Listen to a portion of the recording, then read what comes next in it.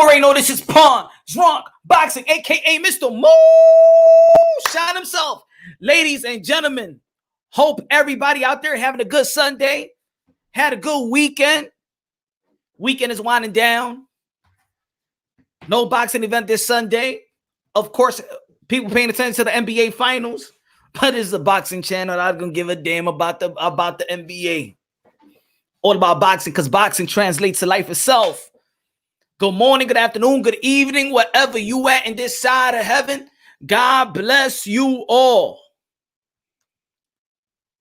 And I'm about to start putting like a schedule. You know what I'm saying? I know I be going live spontaneously and things of that nature. I know I go live spontaneously, but you know, man, finally ain't late. Hey, Ab. Come on, man. I'm early, man. I'm always early, man. I'm just, I'm always early. I'm giving y'all time to get y'all things together. You feel me? Again, man, shout out to everybody, man. God bless everybody. I hope you're having a great weekend. Hope you're having a good week. Hope y'all having the beginning of a good fall. Y'all know, man, the biggest fight, October 17th, this Saturday. Smash the like button. Papachenko is intimidating without even saying a word. What's good, Carlo? What's good, Jeff? What's good? What's good? What's good? Shout out to everyone. October 17th. Vasyl Lomachenko. Teofimo Lopez. Vasyl Lomachenko. Teofimo Lopez. Vasyl Lomachenko. Teofimo Lopez. Vasyl Lomachenko. Teofimo Lopez. Woo! Man, I can't wait. This is the fight that I've been waiting for the whole year. And at least I got this fight coming. At least we got this fight. Please, nobody catch the COVID-19. God forbid. No trainers. Please stay inside in your hotel room, in your bathroom. Don't let nobody come into the fight. Punch my words. Loma will stop to you. I don't know about that, Andre. I don't know about that yet. Y'all already know who I got. But of course, either or is a legitimate pick. It's a legitimate pick for Loma. But I got my man Teofimo. Hugo, what's good? Now, again, the biggest fight that I've been waiting for, of course, one of the other biggest fights that didn't happen that I was waiting for was Naoya Inoue versus John Riel Casimero. Y coño, no pasó. It didn't happen, my friends. But it is what it is. October is lit. And let me just go about a little schedule. October is lit in the sport of boxing. Boxing has a great momentum right now. Ladies and gentlemen. Y'all already know this Saturday we got Teofimo Lopez versus Lomachenko. Later on, the 24th, we got Sergey Lipinets versus Abdul Kokorov for the interim IBF welterweight belt. We move it on to Halloween. Halloween is all packed up with combat sports. All packed up with also the 24th, of course. Khabib, Gi with Gauja. Good event for the UFC as well. Got to show love to all the combat sport because these are modern day warriors, modern day gladiators. They put their life on the line for pure entertainment. Halloween. Alexander Usyk versus Chisora. Early, especially for me. They're moving on to Jason Maloney. They're moving on to Gervonta Tank Davis versus Leo Santa Cruz on the undercard of that. My boy Michel Rivera on the undercard as a good look. Good luck following up with November 7th. Devin Haney versus Gamboa. Devin Haney back in the ring after surgery. Gamboa after the Achilles surgery. It is what it is. Good to see Devin Haney back in the ring. Moving on to the 14th. I got Javier Fortuna versus Losado. Same guy that beat Felix Verdejo. Then we moving on. Of course, in November, we got Mike Tyson. Of course, Mike Tyson, the exhibition. Mike Tyson versus Roy Jones Jr. They moved the November date going on into December the 5th. It's going to be a tough one for the fans, in which as a boxing fan, I'm like, why are you going to do that to us? Why are you going to put two big events on the same day? Who's stepping on whose toes? You got Ryan Garcia versus Luke Campbell, an anticipating matchup. The winner will be the mandatory defense for Devin Haney. We got Earl the Truth Spence versus Danny Silva Garcia, December the 5th as well, pay-per-view. So it's gonna be like, yo, what you rather do? See this fight or see the Luke Campbell and Ryan Garcia fight on the Zone? Everybody subscribe to the Zone. We don't know if Canelo Alvarez is gonna be coming back. Matter of fact, November 14th, I forgot. November 14th, my fault. Bud Crawford versus Kell Brook. And I got to do a video about the Kell Brook situation. I was going to do it. And I'm going to probably upload it later on tonight. Because Kell Brook, I don't know. I don't think look, Kell Brook is in it for the money. That's it. And I know this is prize fighting, but I think he's just strictly for the money. His trainer is not happy about it. Eddie Hearn is not happy about it. He's doing some side shit. He's doing his own thing. I don't know. Sky Sports ain't picking it up. BT ain't picking it up. Kell Brook is doing his own thing. He's just trying to get a check no matter what. Also, who else we got? We don't know what's going to happen with Tyson Fury and Deontay Wilder. There's some stories going on, but I want to get a legit story. Too many rumors and things of that nature. So we're going to get to that, We're going to get to that. And of course, everybody smash the like button, ladies and gentlemen. Smash the like button. What's good? L Dog was good. King UB was good. Jeff was good. Boxing history was good, my brothers. 6 more days to go. 6 more days to go to the biggest fight in boxing today. With all the marbles. I don't give a damn. I told you what it is. Morally, an undisputed bout. Morally, the undisputed bout for supremacy of 135. The king will be crowned. And October 17th, the king, El Rey, will be crowned, baby. Yes. We got the WBC franchise on the line, the IBF on the line, the WBO on the line, the Super WBA on the line, the ring on the line. Everything on the line, baby. Everything on the line. And I ain't talking about this line. I ain't talking about that. I'm just talking about everything on the line. Some people be like, everything on the line for real? I want that. What line you talking about? The one I just had? No. The invisible line. The invisible line. I got Lomachenko stopping Lopez, breaking him down round by round. Oh, man. Man, I don't know about that, son. I don't know about that. Who's going to be breaking who? But it's going to be a good, intriguing matchup, and that's how we all want to see it. And ladies and gentlemen, in America, it's going to be for free. ESPN, thank you. Bob Arum, thank you. At least you're doing something right. You greedy old little bastard, huh? But shout out to Bob Arum, one of the prestige trainers in boxing history. You already know, man. Look out for the fans. Making it free TV. ESPN, making it free TV. Thank you very, very, very much. Thank you very much. Y'all already know Bobby Arim, a.k.a. Dinosaur, a.k.a. Jurassic Park, a.k.a. he got 5 more years to live, but he's still doing his thing. Now you read the title, you seen the thumbnail. And of course, ladies and gentlemen, it's just not the fighters in this. Of course, there's some people that be like, yo, Teofimo Lopez Sr., man, he talk a lot, man. He talk a lot. He got to keep his mouth shut. Why did he let his son do the talking? We see Papachenko in the cut, not saying too much. Not saying too much, but I'm going to tell you like this, whether you like it or not, whether you agree with me or not. You agree with me or not? The way that Teofimo Lopez Sr. talks, don't think that Papachenko doesn't feel the same way he feels, but inside. In the end of the day, these are fathers. In the end of the day, if you understand, if you're a father yourself, or you had a father that loves you dearly, you could see that these two gentlemen love their sons very, very dearly. And as a father, every blow you feel it. You see, these ain't just some other trainers they just hire. Each blow, you feel it as a father. So this is personal. Another father is grooming his father to beat the shit out this other fighter. The same father is grooming this other father to beat the shit of this other fighter. Excuse my language, but I'm going to tell you like this. It is a dangerous sport. It's a life or death sport. So when people see the pride and the rawness and the raw and uncut, the boisterous, the loud, the passion, of Teofimo Lopez Sr. is because this is a life or death sport. This is his son. This ain't just another guy.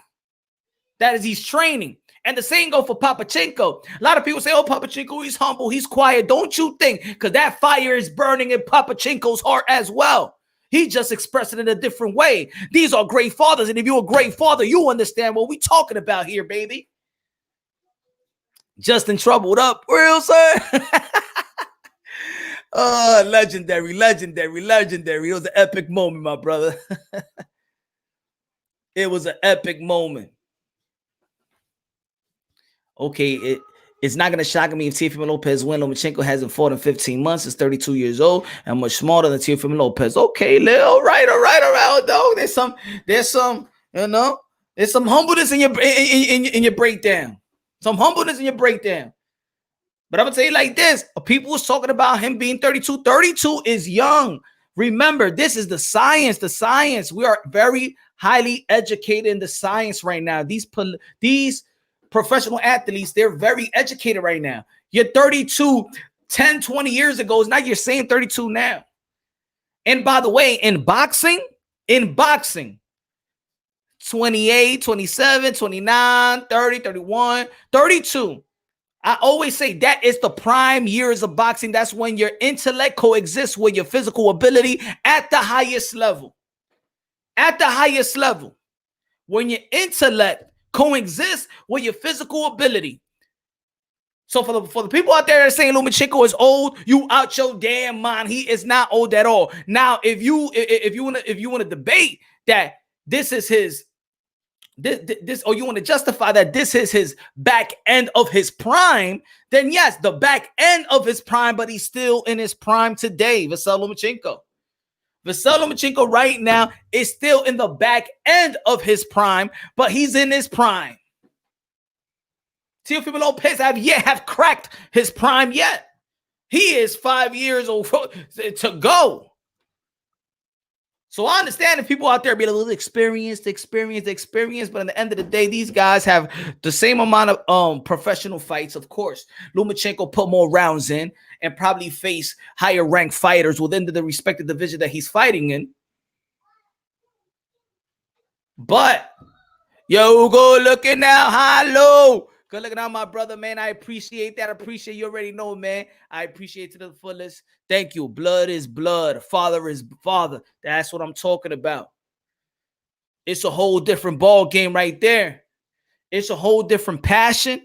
It's a whole different feeling. It's a whole different feeling. It's a whole different feeling. So first and foremost, whether you're a fan of Lomachenko, whether you're a fan of Teofimo Lopez, whether you're a fan of one father and the other, you might not like the other father's style. You wanted to be humble. Probably you don't like Papachenko. You think he's boring and stuff like that. Why you don't talk or whatever? There might be a language barrier and things of that nature. People ain't comfortable talking in English, of course, when it's coming across in American media. But man to man, father to father, these two men have done an extraordinary job. A beautiful job. This is the image that we always want to send out to families, to men, to the community. Fatherhood is prominent in the sport of boxing. Fatherhood is prominent in the sport of boxing. And just like I say, if you subscribe to the channel, if you follow your boy Punch Drunk, I always say that boxing translates to life itself. Prime is 25, 30, 35, but with the skills and ring IQ Loma had, he can't go like Manny Pacquiao, but he could. The only thing is boxing history with Manny Pacquiao has some freaking nature power. Red glove medicine. Yeah, man, we talking manhood today. We talking fatherhood today.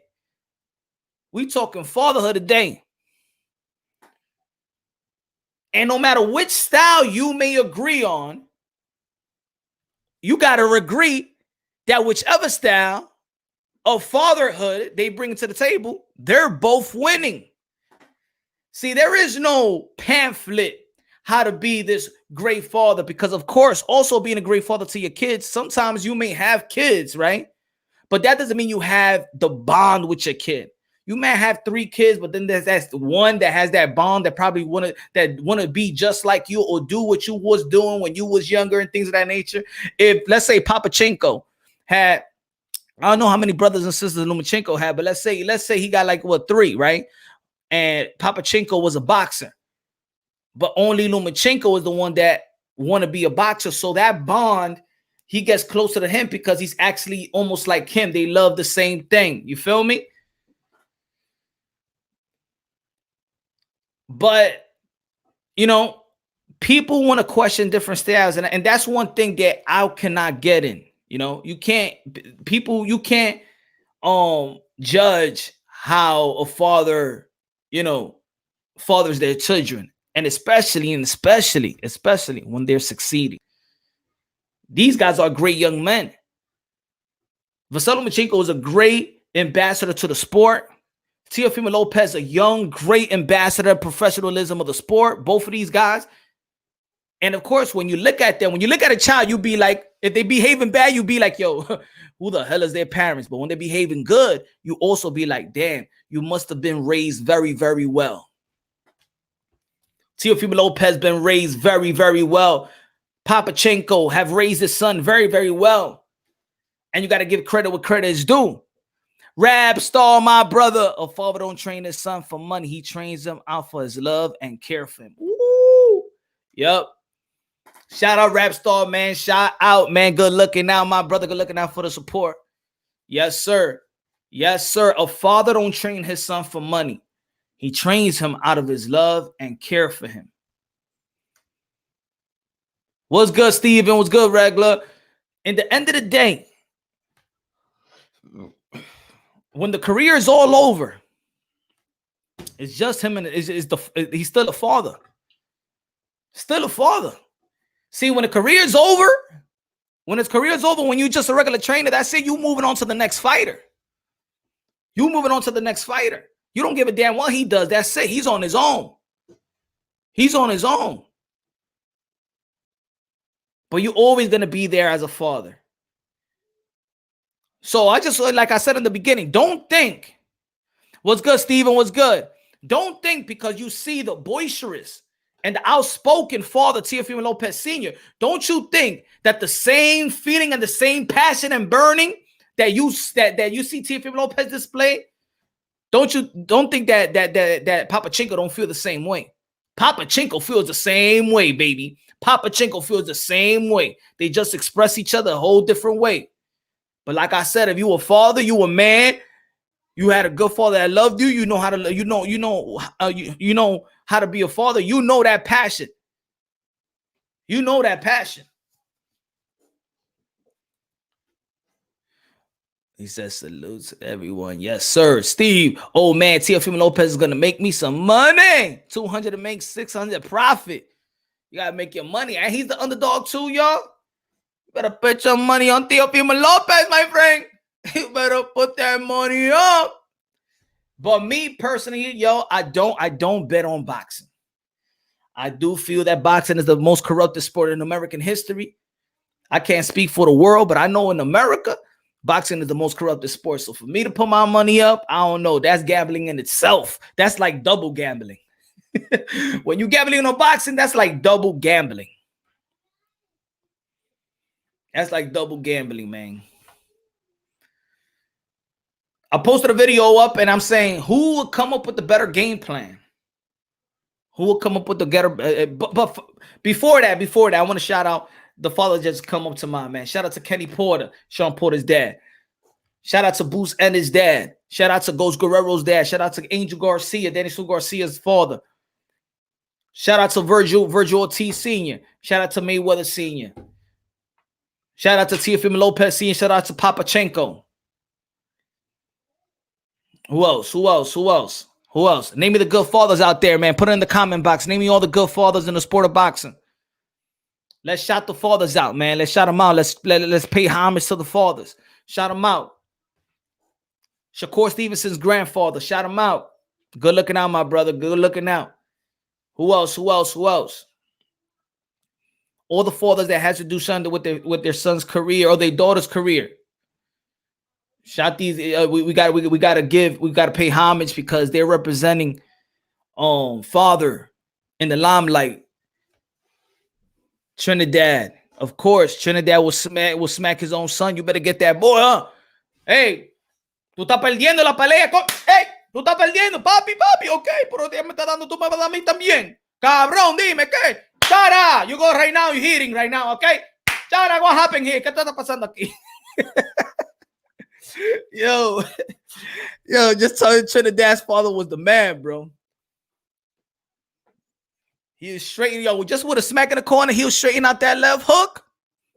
¿Qué está pasando, hijo mío? What happened? You losing? ¿Qué está pasando aquí? Oh, papi, what you see? The job? What you see? Why you not slipping the punches? ¿Por qué tú no te estás moviendo? Muévete, muévete, coño, vamos a ganar esta pelea.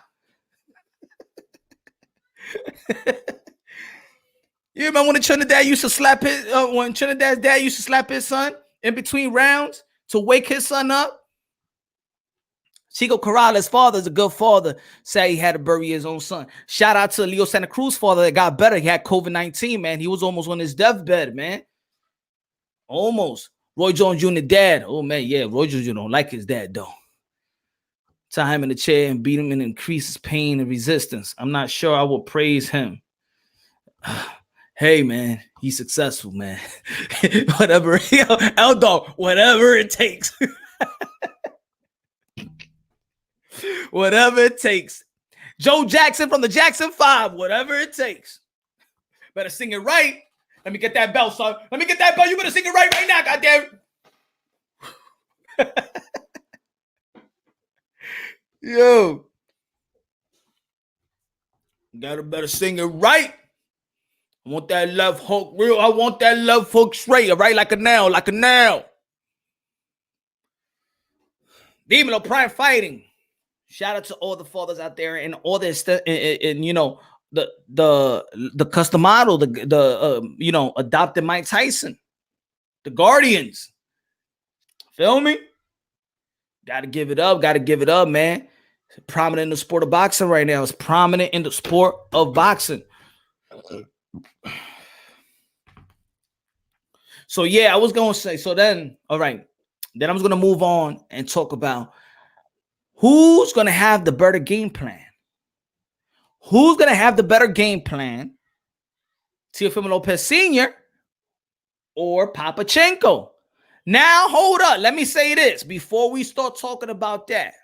Because of course, people are going to look at Papachenko and they're going to say, like, of course, he has the most experience with different fighters. Of course, he did his thing in Ukraine, a prestige trainer, great pedigree that he instilled in his fighters from the amateur to the professional level. Doing a great job, right? But at the end of the day, it's Teofimo Lopez Sr. is Papachenko training one fighter, and that's their son. So we got to see how the game plan. We can't be looking at what he does in the outside with every other fighter. We got to know who's going to come up with the game plan, who knows their son better than anything, who knows their son's heart, grit, tools, what they could handle, what they could take, what they could give, and who's going to come up with a better game plan. Now, I'm going to tell you like this. Teofimo Lopez, I think, been scouting Lomachenko way longer than a Papachenko was looking at Teofimo Lopez, right? I'm not giving them my answer. I'm just saying, just so, because of course, if that's a question that by far people are gonna be like, oh, Papachenko been there for quite some time. But I'm just saying, on these two fights, who's gonna come with a better game plan? It's one thing when they're getting prepared. Smash the like, y'all already know, man. Thank you, Marky Mark.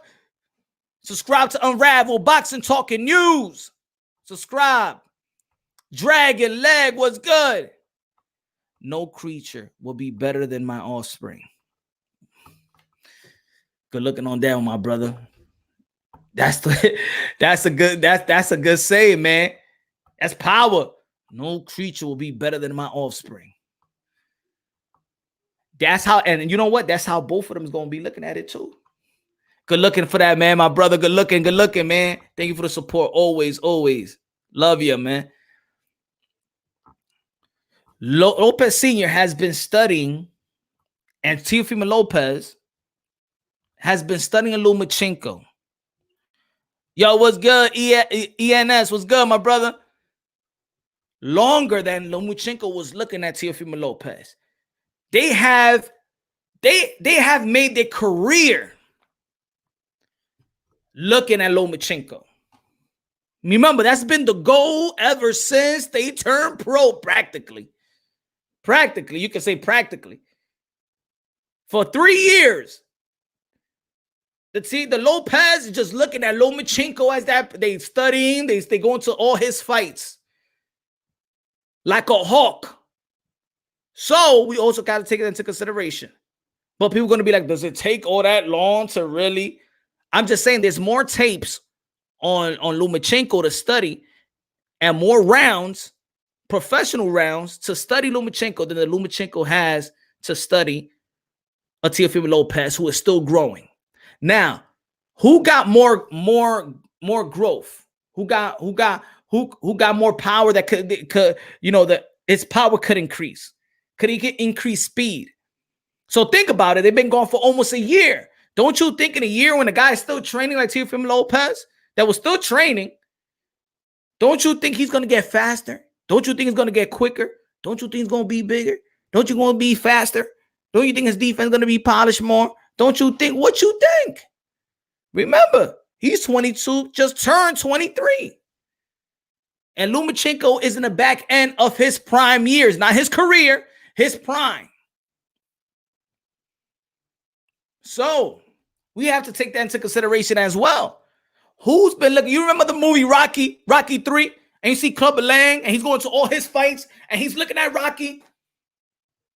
I want you, man. I want you. And he's going to all his fights. When people are dialed into just you, building their career for you, I'm gunning for you. That's all I want. I'm coming for you. Lomachenko ain't paying attention to Teofimo Lopez yet.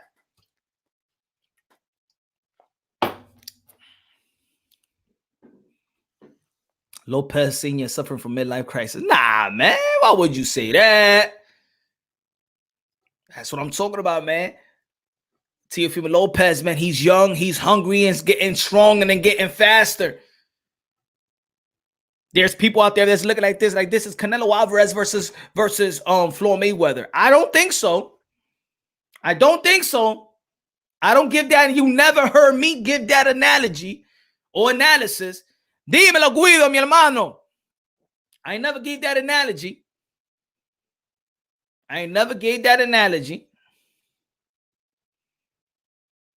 Because there never was a blueprint to be Floyd Mayweather for Canelo to study. It's never been a blueprint. But there is a blueprint to not only beat Loma, in which there's going to be people out there, they're going to be like, whoa, but Loma got robbed by Salido. There's people out there that feel like Salido just roughed them up and beat them up. It's whoever has their perspective, right?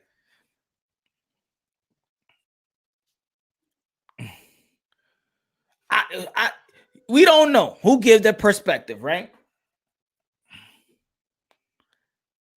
Come on, shit, with the team Lopez graded this. Yeah. Joey, it's exactly, Marvin. Great addition to TakeOver. Yeah.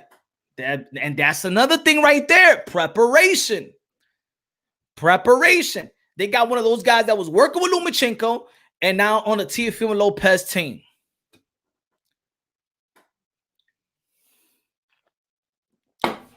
The game is chess, not checkers. The game is check, not checkers. In my opinion, Loma is better than Floyd. Ay, Dios. Come on, man.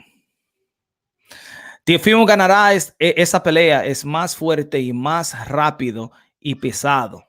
Le ganará por noqueado. Wow. Coño, mi gente están aquí hoy. Mi gente están aquí, Teofimo ganará esa pelea, es más fuerte y más rápido, y es pasado, le ganará por noqueado. Yes, for those who can't understand, he said Teofimo Lopez will win the fight because he's stronger, faster, and he will knock him out.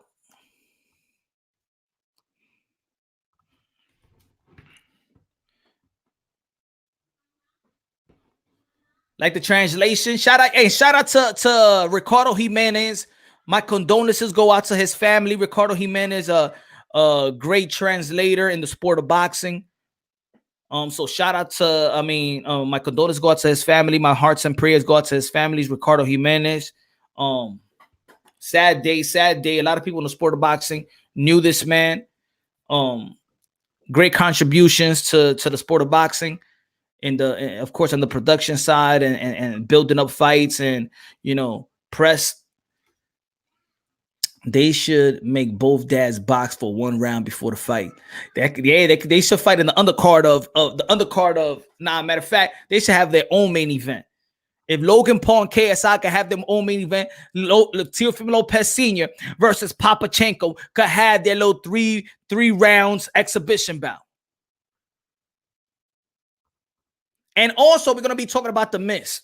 What if Lomachenko wins? What's after? What's next? What if Lomachenko wins? What's after? What's next? And of course, it's going to be all connected. These guys are going to be fighting 3 week in a 3-4 week span. Teofimo Lopez, Vasyl Lomachenko, Gervonta Tank Davis, Devin Haney. So there is and Ryan Garcia, Luke Campbell, but Luke Campbell already fought Lomachenko. But there's going to be a lot of talks. Boxing has momentum right now. Boxing in my lifetime, I don't believe, had this great of momentum in which every weekend we have a fight. Every weekend we having a fight that we're looking forward to. It might not be the mega fight, but it has a consistent. It has a thing. Saturday, man. Matter of fact, boxing is actually boxing is going to do so good that boxing is going to keep me away from going to the clubs on Saturday, right? Boxing is doing so good on Saturdays that it's keeping me from going out.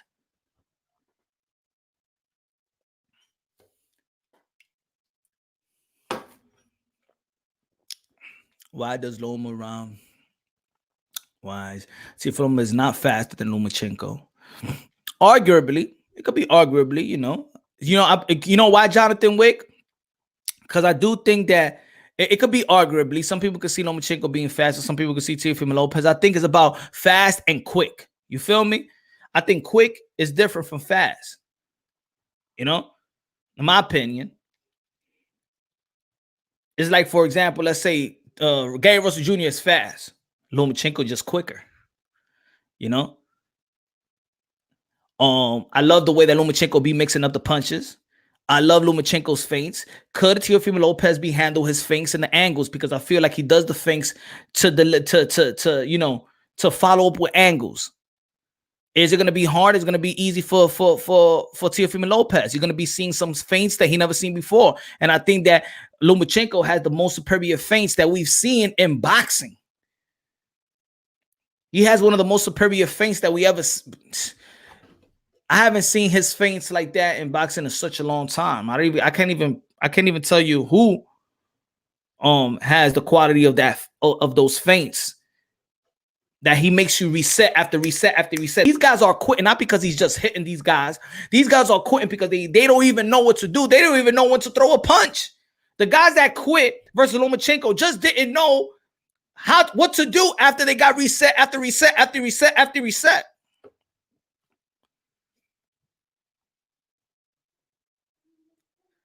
Yeah, Mr. Cheese. So it's like that's what I'm talking about, fast and quick. Fast and quick could be two things. Fast and quick could be deadly. So, that's still up for grabs in my opinion. That's still up for grabs. I think that we probably see more quickness from Lomachenko because he throws more punches, right? He throws more punches. He's a high volume puncher, and Teofimo Lopez is not quite like a high volume puncher. You know, he picks his poison. He doesn't make a necessary movement, and I think that Lomachenko is creating. He's painting at all times. You feel me? He's a painter, and he's painting at all times. He's creating a movement. He's creating a reaction. He's creating at all times. You know, so that's Lomachenko. Lomachenko, his work rate is there. He's creating something. He's creating openings. You know, he wants your arms to move. He wants to catch you in a lot of places and things of that nature. So Lomachenko is a problem. You know, movement and feints. Decent jab, decent body work as well. I think this is gonna be the battle of the body work. Whoever gets to the body quicker, whoever makes their you know, their impact first. I mean, major impact will be who going to establish the body work, in my opinion. Who going to establish the body work? I think Teofimo Lopez because she'll work his way from bottom to the top. Pause. And then Lomachenko, is he gonna stay in the line of fire?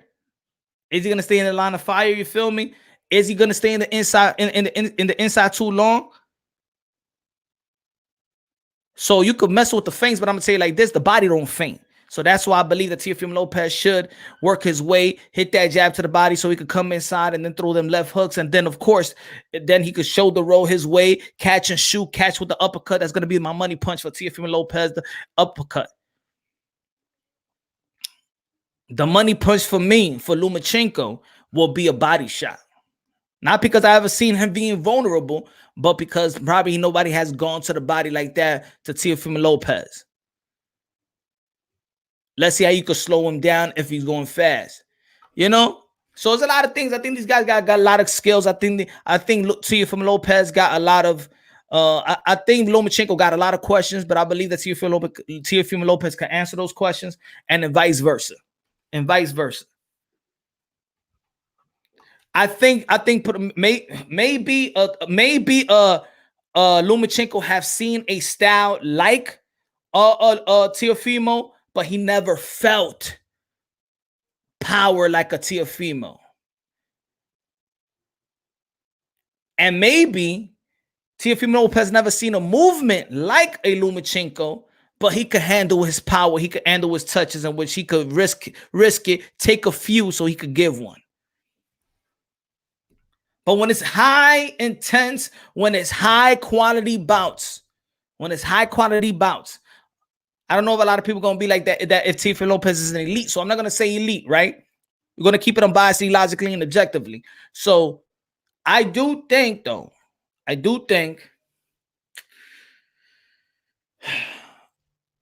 it's going to be up to the what you call it, the game plan.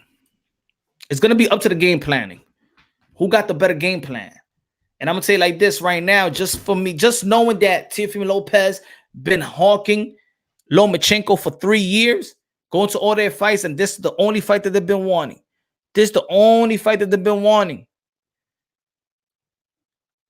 I don't know. They might come over the game plan. They might know way more about Lomachenko than Lomachenko knows about Teofimo. But the experience in Lomachenko, and not just on Lomachenko, but the experience of Papachenko, the experience that he just did not see Lomachenko's 300 to almost 400 bouts. That remember, he's working with other kids, so he already seen every style probably there is, especially when they in within those type of tournaments that's all over the world, Pan American and the Europe and the Olympics and stuff like that. They seen it all. Teofimo Lopez has seen a lot. We're not going to knock him because, of course, he's an Olympian as well. But I do believe that Teofimo Lomachenko Sr., that also works with other people, plus all the fights that his son probably have seen every damn style there could be in boxing. Take a little zippity zip.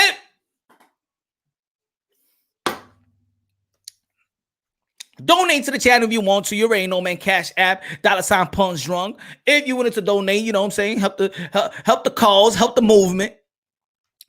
Again, on Monday, also on Monday, stay tuned. On Monday, 11 p.m. Eastern Time, 8 p.m. Pacific Time. I'm doing an interview with Brandon Lee. Y'all already know, man. Monday. Monday, we're doing an interview tomorrow. Yes, tomorrow. So stay tuned tomorrow for that.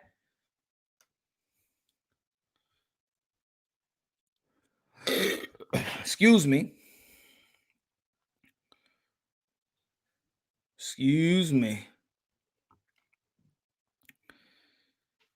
And you already know, man, we ain't paying. We ain't not willing to pay. TO's about methods. P copy that. Amen. Both sides better on the point on hand rapping. I have mad respect for Lopez, but Lomachenko is a different monster, a fighter that we haven't seen in decades, meaning more than one. Hey, Jonathan Wick. Hey, man, I haven't seen fighters like Lomachenko as well, man. I do think that Teofimo Lopez is a special fighter though, and I do think that Lomachenko is special. I think these both guys are special fighters, and for me to say that you're special, for me to say that a fighter is special, it takes a lot. Now I love fighters. This is why I have this platform, because I want to open up a new platform for fighters.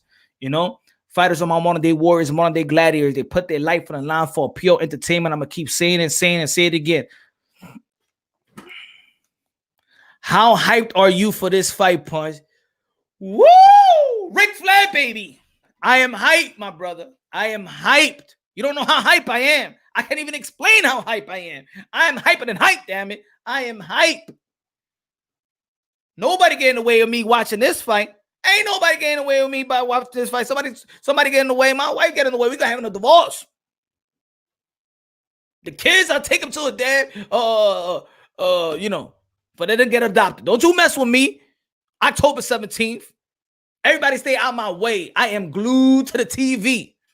I am glued to the boxing gloves. I am glued. I'm hyped, bro. I'm hyped. Yo, you remember if y'all seen Mike Tyson, his podcast, he goes when he getting ready for a fight. He said, remember the Joe Rogan. And the Joe Rogan, he said, have you ever had the feeling that like you get I used to get an erection. That's how energy I get an erection before a fight. Have you ever felt that?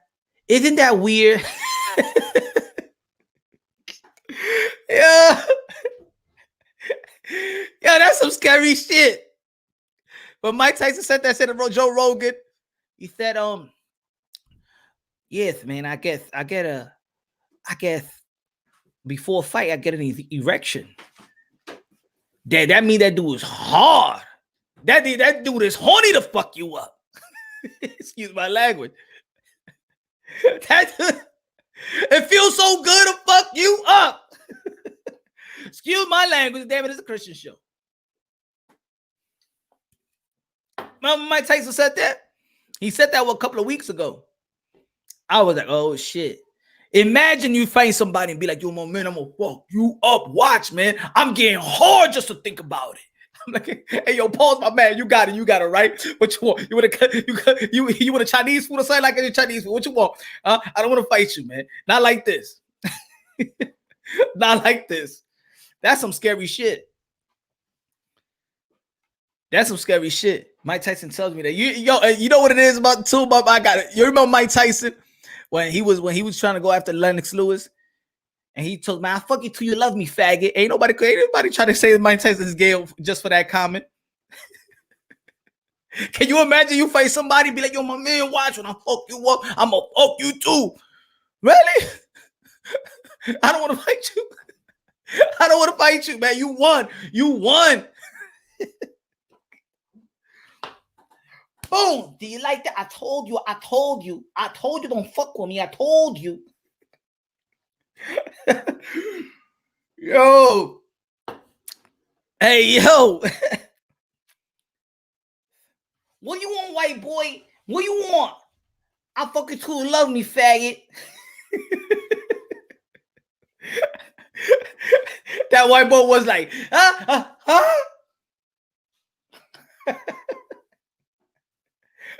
I'm sorry, Mike. Mike, I'm sorry. Yo, that's some crazy shit, man. Can't be walking around this shit. You about to fight some dude. Why you bump into him? Yo, what you you bumping into me for, my brother? What? Yo, we about to what? Yeah, let's go. Damn, I'm getting hard to fight you. What? Fuck you. Man, you got that, bro. I take that L, right? I'm gonna walk away. I'm gonna turn the other cheek. Yeah, turn that other cheek. Oh Lord. Loma gotta be walking two Teos down, jabbing counters. I think Loma breaks Teo down, duck, turn around, and corner the angles. And I don't know if it's gonna be that easy, man. That's what I mean. I think a lot of people talking about his movement. Yes, Lomachenko got movement, but Teofimo Lopez got athleticism as well. It's not going to be that easy. He got athleticism. He's not a flat-footed fighter like that with people. He's a flat-footed. No, he's not, man. He's just as athleticism. Don't think that his movement is just going to have this guy all stand still and stiff. It's not. He's not a stiff dude. Them angles probably work on Linares, Campbell. It ain't gonna work on Fimo. Smash the like button, ladies and gentlemen. Smash the like button. Y'all already know the drill, man. Smash the like button. But I'm grateful, man. I am grateful that they bringing this fight free in America, and I don't gotta pay $40.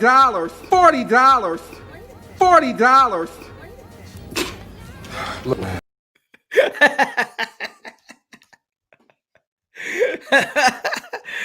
I'm glad I don't gotta pay that $40. I'm glad I don't gotta pay for this fight. I'm glad I don't have to pay for the fight. Man.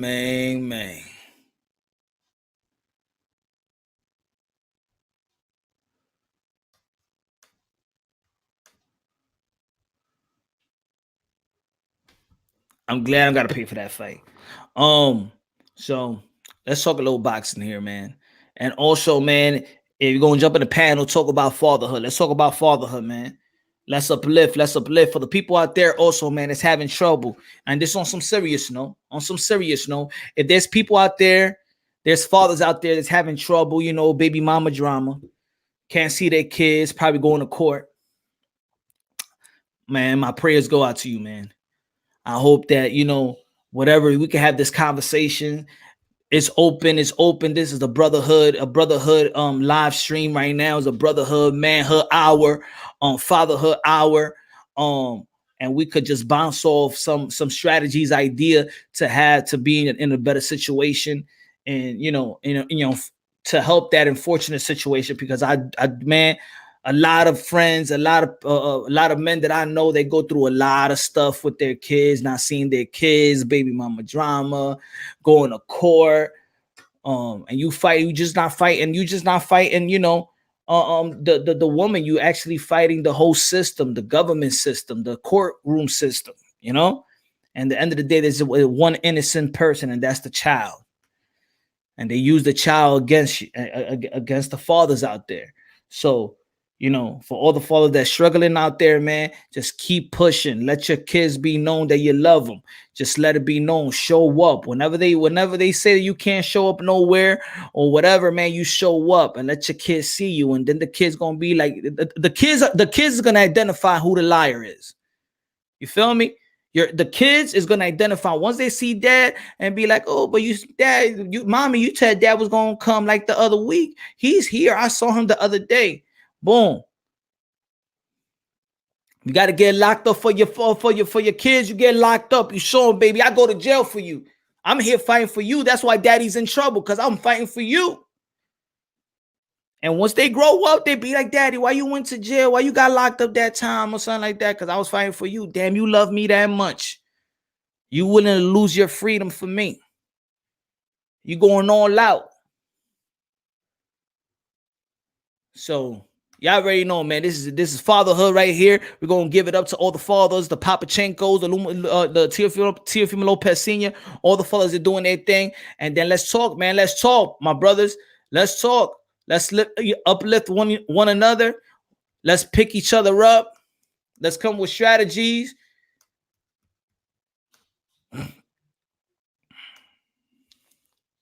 The upper room. I didn't even know what's going on in the finals, too.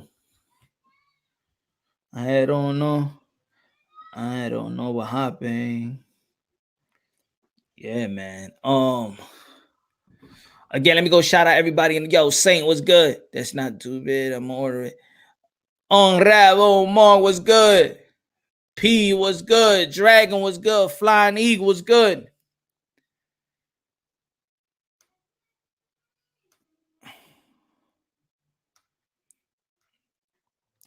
If you out of line, you're going to get this. Hey, Chaka, if you out of line, you're going to get this. Y fuera. Y fuera. Y fuera. If you come in the panel and say some wag, not nonsensical stuff, you're going to get this. If you don't know this guy, you know who, people know who I'm talking about. If you violate the panel, damn it, you're going to this. Y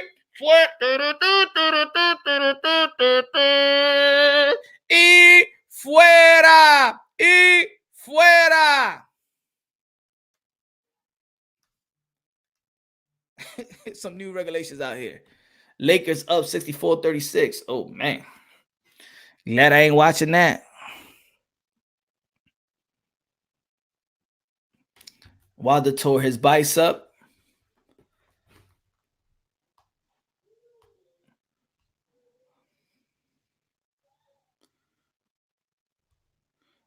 So why people on Wilder though like that? Just because he tore the bicep? Let me see. Who could Tyson Fury fight? Deontay gives him non-title pass. Hey, Deontay Wilder can't do it. Maybe that's a smart move, man. Deontay Wilder has been having a lot of injuries. To be honest, I haven't really got. I've been listening and hearing a lot of stuff. Oh, Jet. You, Jet. I hear you like 50 miles away.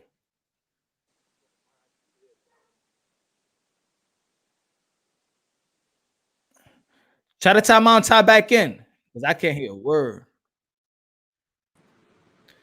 Rap star in the building. Rap star in the building. Always got that. What you smoking, a cigarette? Nah, man, I don't smoke cigarettes, bro. Okay.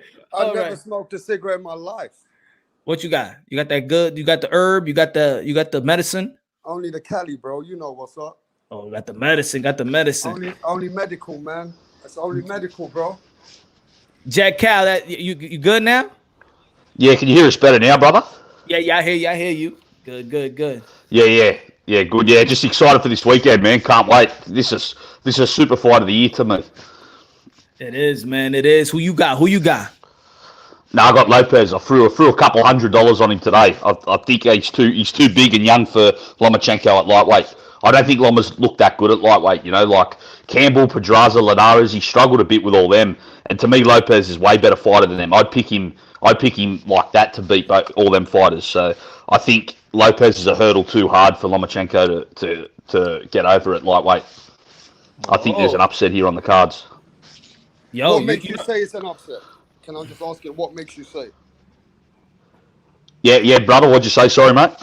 What skills do you say that Teofimo's got that's going to be an upset. I'd like to know your details. I just don't like how Loma's looked at lightweight. I think he struggled with the range of all these fighters, and he's so small and he struggles to get in. I just think Lopez can catch him coming in, and I think he could even put him down. He could even walk him down at times in this fight. I just haven't been convinced with Lomachenko at 135 at all. Like I thought the Pedraza fight was. I thought Loma won maybe 7-5, 8-4, but he looked very average. And I had Linares probably up in that fight. And Campbell, he won a bit more comfortably there, but I've never been impressed with Campbell as a pro. Great amateur, but not blown away with him all as a professional. So, Jay, you're saying that Teofimo would have done a better job against Campbell and Linares, you reckon? I believe so, yeah. I think he would have took Linares out in 4 or 5 rounds. But to be fair, Linares has always been, the punch resistance hasn't been always there, so that would probably be a bad matchup with him against Lopez. So that's probably nothing against Loma. But yeah, I think Lopez would take Linares out in the first 6. Wow. Okay. What about you, Rapstar? What you think? Let's go back at it again. And what you think who's going to have a better game plan, Papachenko or Teofimo Lopez Sr.? Yeah, you got me on this father. I had to come on today, man. You got me on this father thing, man. I was with my kids this weekend, and just to say, you know how sometimes our kids fall or they do something and we get goosebumps. I know you get that feeling. I do. Like sometimes, like there's a feeling inside of me, right, that I've never had, and I'm sorry to say, no woman even gives me that feeling. That if my kids hurt, I have to be a savior. Does that make sense to you, bro? No, it makes a lot of sense. And they give me that goosebump. Like, I don't get scared for nothing, bro. But for my kid, I get that goosebump. Do you get what I'm saying? I feel you. BDA was good. Mark Unravel was good. Hello there. Hi. Yeah, so just like, BDA, what's happening? Everybody, what's happening? What's up, man? How's it going? Going good, man. Going good. Good, yeah. So on that father point, yeah, there's nothing like a father and a son. And what I like about Lomachenko's dad, though, he doesn't show emotion. He's very calm. He doesn't let his son even see that emotion. Whereas I think Themo and his dad have a different relationship. Mm-hmm. They can shout at each other. He can shout at his son. Am I right? Don't you think? They got two different relationships there. Yeah. What do you think? Yeah, I think it's a different type of relationship, but is a succeeding relationship. So from the outside looking in, some people may be like, "Oh, I don't like the way that Teofimo Lopez runs his mouth or whatever." And Papachenko is more quiet, more reserved. But it's both a succeeding relationship. So in my opinion, it whatever works for them, So I'm not able to. I can't question really what if you're a bad parent or this is the way that you should do it when they're having a lot of success. No, for sure. And every different method works for their child because they know their child the way they know their child. Some kids, their father knows, I got to tell him and I got to be firm and I got to put my foot down. That's the only way my son's going to the next scale. Whereas some kids, just like you told us the other day, you can just look at your son and he understands you. Well, see that relationship's different with different fathers. You get what I mean? Yeah. What's good, Mark? Hello, how's it going? Chilling. What you think we talking about, man? No, I think the father relationship's very interesting, especially in boxing. Like, different fathers have been heavily criticized and some have been heavily praised. I mean, we all know as fathers, we're supposed to know our son best. But if you take a look at someone like Isaac Dogbay's father, he nearly let his son stay in there to die against Emmanuel Navarrete. And that can be counterintuitive. Going by, like, maybe you think you know him too well or you want him to succeed too much and being over-invested. That's something that we can't do emotionally. We can get over-invested. And that can lead to either an outburst of, as Rapstar said, being a savior and trying to just make sure he's okay, or being like, nah, he's better than this. He can get through it, and it just gets worse and worse and worse. I mean, someone like I always like to look at Kenny Porter and Sean's relationship, even though they argue every now and then. Them two inside the ring together, they're so at ease with one another. Like, Yeah. I know that one of the main reasons Jack and Shane split was because Jack felt emotional whenever Shane was in trouble, and that's one of the main reasons that they kind of parted ways, because it was getting to a point where it was going to be difficult. So it's a very interesting one. I feel as though, even though Teofimo has over 150 fights amateur and pro, Vasily has over 400. There ain't Yeah. a damn thing they haven't gone through. I mean, one thing I know is that Teofimo's never been hurt amateur or pro, and if that happens in this could be a new experience. He's never been really hurt, put under the cosh, took a lot of body punches and damage. He's been in difficult fights, but nothing like that.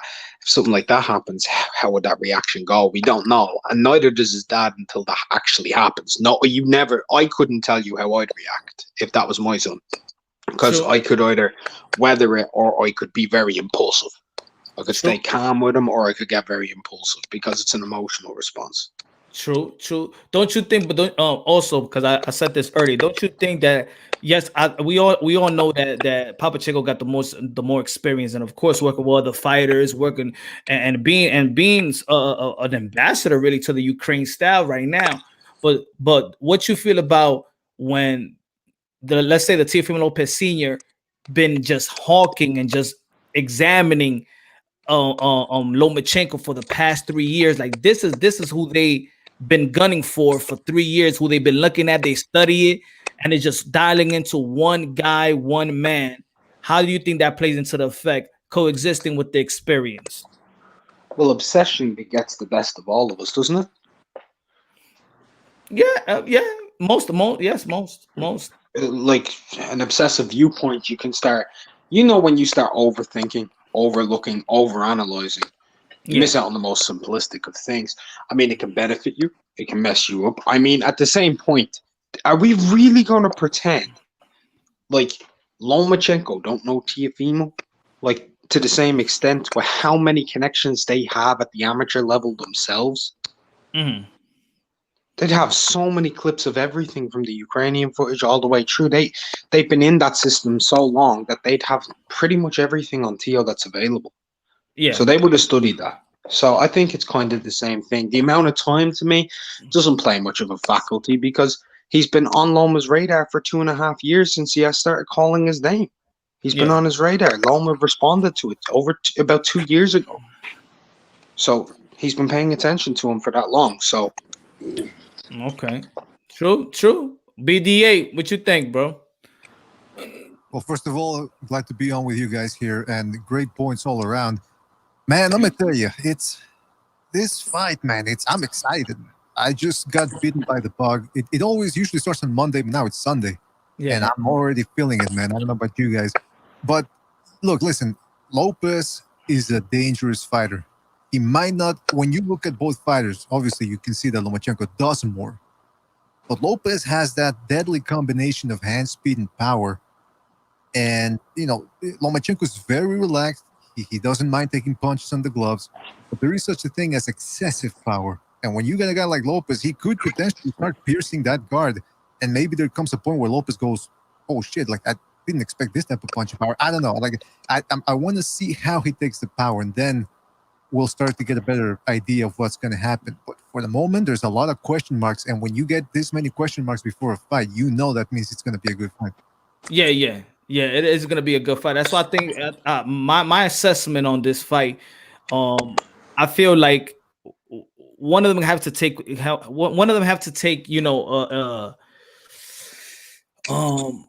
to say, what's the word? To implement the body work. I want to see who's going to implement the body work first. Like, of course, so we're always talking about Lomachenko's movement. The only way that you slow down movement is by going to the body, right? I feel like he's going to have excessive feints. I think that Lomachenko has probably one of the best feints I've ever seen. Feints, and this modern era, at the lower weight division.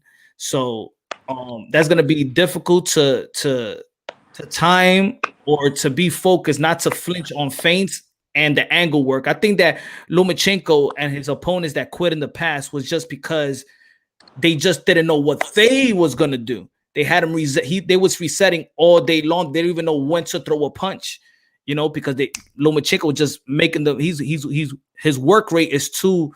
It's like this. It has a rhythm but only Lomachenko could time his own rhythm like that at the point of right now of his career. And I do think that for Teofimo Lopez, I think I would like to see him work from the body and then to the top. It's a great point, man. Somebody has to go to the body. Now, I heard somebody say in another stream that Lomachenko doesn't like it to the body, and somebody else countered saying, "Well, nobody likes it to the body." It's true, but sometimes you look at how certain. Like I always, even before the Canelo fight, I said Golovkin doesn't like it to the body, and I heard the same retort. Oh, well, nobody likes it to the body, but there's a way certain fighters react that's different from us. Like with Golovkin, when light hitting guys would hit him to the body, he would back up and take a deep breath. Like that happened more than once. So I'm thinking with Lomachenko, Campbell was hitting him with some good body shots, especially because he was making him come to him and counter him with body shots. In fact, I think it was in the 7th round. He hit him with a left uppercut to the body, and Lomachenko was coming in flying, and he actually jumped up after he got hit. He was hurt. Now, if Lopez can do something similar, whether coming forward or backward, just body. I know it's easy to say, but why not just try it? Because look, Lomachenko's going to be in his face either way. So might as well try to go to the body and see if you can slow him down that way. But wouldn't you agree? I know the shot you're talking about. Wouldn't you agree that that's something Luke Campbell's always had in his arsenal, like the level change off of this? Like in his southpaw stance, he'll change his level and his height, and then he'll like throw that uppercut into the midsection. Whereas Teofimo hasn't really produced that yet. When he throws shots to the body, it's not really an uppercut. It's normally a hook off of the angle in the southpaw. It's not something we've seen him do, is change the level to fire a shot like that yet. Yeah, he could be capable of it though. I ain't seen it. I would bet that he's gonna try to show you some different things in this fight, because I mean, when you get a guy like Teofimo Lopez, who's been boxing since he was so young, and he's got great instincts, and he's got that physical talent, I'm pretty sure he's working on new things. Because look, with Lomachenko, we know he's unpredictable, like Punch Drunk said, because of the feints mainly. But we all know when he fights right-handers, he's gonna try to pivot to the left of his opponent. If he's pivoting left, meet him with a left hook. I think you're gonna see Lopez working that left hook overtime. Now, whether it's gonna work or whether he's gonna be able to throw it all night long, I don't know. But I suspect they're working on that lead hand. Yeah. I do think he has a highly capable of taking the left hook away from him. I think that I like the angle in which he moves to his left, and then hit you with the straight left to the body. That he be doing some sneaky shit. He be doing some sneaky shit that, it's gonna be very, very challenging for Teofimo Lopez. With the movement, for me, I think that Teofimo Lopez had the athletic movement or the athletic ability to keep up with his movement. Yet it's probably going to take some time, plus with the feints and movement. See, some people have good feints, but their movement is okay. And some people got good movement, but they don't have a lot of feints. But the thing is with Lomachenko, he got a bunch of feints and movement at the same time. And that's what makes it difficult. Yeah, but also what I don't think we're touching on, is what I do like about Themo's camp and his dad is the mindset and the inner belief. Mm-hmm. The both of them, they just think that Loma, they're going to destroy Loma. You see what I'm saying? And most of Loma's opponents in the past have never come out saying statements like how Themo believed in himself and his dad. Even when his dad was on your show, somebody asked him a question about, do they think something about the fight, like if they're worried in certain ways? He just shut him down. He said, do you know what we are going to do? We're going to destroy this man. This man is going to give up. So just that inner belief in that young lion, in Themo, right? I think the mindset plays a big part for the challenger, because it's a big thing against a fighter like Loma. You know what I'm saying? Yeah, I feel you. And then when we're talking about the 15 months, see that time of the Ukraine, I always I'm still looking for that damn interview because I saved it on my phone because I wanted to do a video a while ago. And he was saying that he's not really comfortable taking a year off and then fighting Teofimo Lopez, that he would like to fight a tune-up and then fight him if it's gonna go if it goes beyond a year, right? So but then he changed his mind but he said if I have to fight him, that's the fight that needs to happen, I'm gonna fight, right? So I'm looking at the 15 months, right? There's people that's talking about the 15-month is if he's gonna lack time or whatever, but then also the 15-month of a young man that's turning 22 to 23.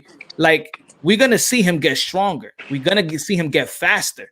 He's still filling in. He's still filling into his adult strength. So the Teofimo Lopez that we probably seen last year, or the two opponents before, he's gonna be even stronger and faster than that time because he's still growing.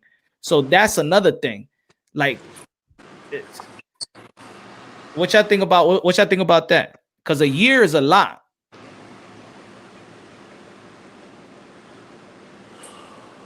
I mean, I don't really pay much into the timeout for either guy. I think both guys have been out quite a while. 10 months for Teofimo, the amount of time for Loma as well. Both guys have been boxing for a very long time. They've both been able to spar. I mean, it's not like he needs to. I don't think the rust is going to affect him as much as other people will. There have been no injuries from what we know. There hasn't been anything before. I'm fine with it. I'm sorry, not 15. What the fuck I was saying? I'm saying a little bit over a year. Yeah, I'm completely fine with it. I'm completely fine with the length of time. I mean, I think the 10 months out for Teofimo is just as much of a hindrance. I mean, as a year for Loma, and the only reason I say that is because while Loma is older, he's slowing down a tiny amount. He is so much more used to being in the ring than probably everybody on the planet right now. How many rounds has he sparred? How many fights has he had? I mean, he knows his range, his timing, his rhythm, pretty much. He probably knows it better than I know my way to the fridge. Yeah. And Teofimo's been out for 10 months as well. I always feel it's better for young fighters, and I know he's a world champion, but he's still like a prospective talent as well to how far he'll get. Like, he's not a prospect, but how far he'll go and how young he is and how much he'll grow. It's perspective with him, so we still need to see how far he's going to go, right? We already know where Loma is. He's at the upper echelon of the best players in the world. So for Teofimo, I would have preferred him to be more active, to be honest, than Loma. I think like a guy that young, not having a year, like 10 months to a year, and he only had 2 rounds in this last fight. Loma had 12 rounds with a very good, capable fighter, Southpaw. I mean, that's good preparation. The size and everything, that's good. Not the Southpaw part, but the awkwardness of Campbell, which Teofimo has an awkwardness too. Like, Lopez blew a guy out in 2 rounds. If it goes past 2 rounds, who's had more rounds in the last year? A year and a couple months? Loma. Mm-hmm. So, it doesn't bother me. It's fine. What about you, BDA? Yeah, who knows? I mean, who knows who's going to be in better condition? I mean, some of these fighters have been complaining about the lack of training or the lack of sparring. I suspect whoever wins or whoever loses is going to probably, depending on how they lose, they might use this as an excuse. But so far, they've said nothing but good things about their training. What I'm interested in is the strength, because we all know Lopez is going to show up there bigger than Lomachenko. And I don't know if you guys saw the preview that Top Rank did, the little preview, 30-minute preview.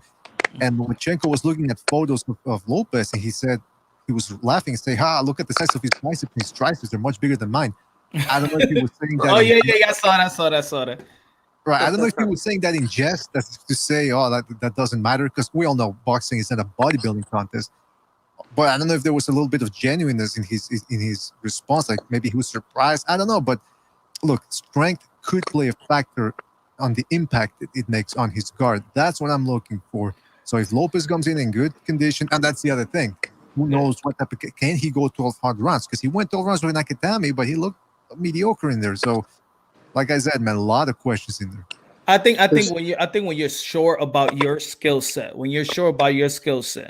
and you have no ego to not give anybody else's props, I think a guy like Lomachenko could say that. Like, he could say, "Oh, this guy is strong. This guy has a high IQ. This guy is really, really good." Because he's so sure about himself, he could give other people props.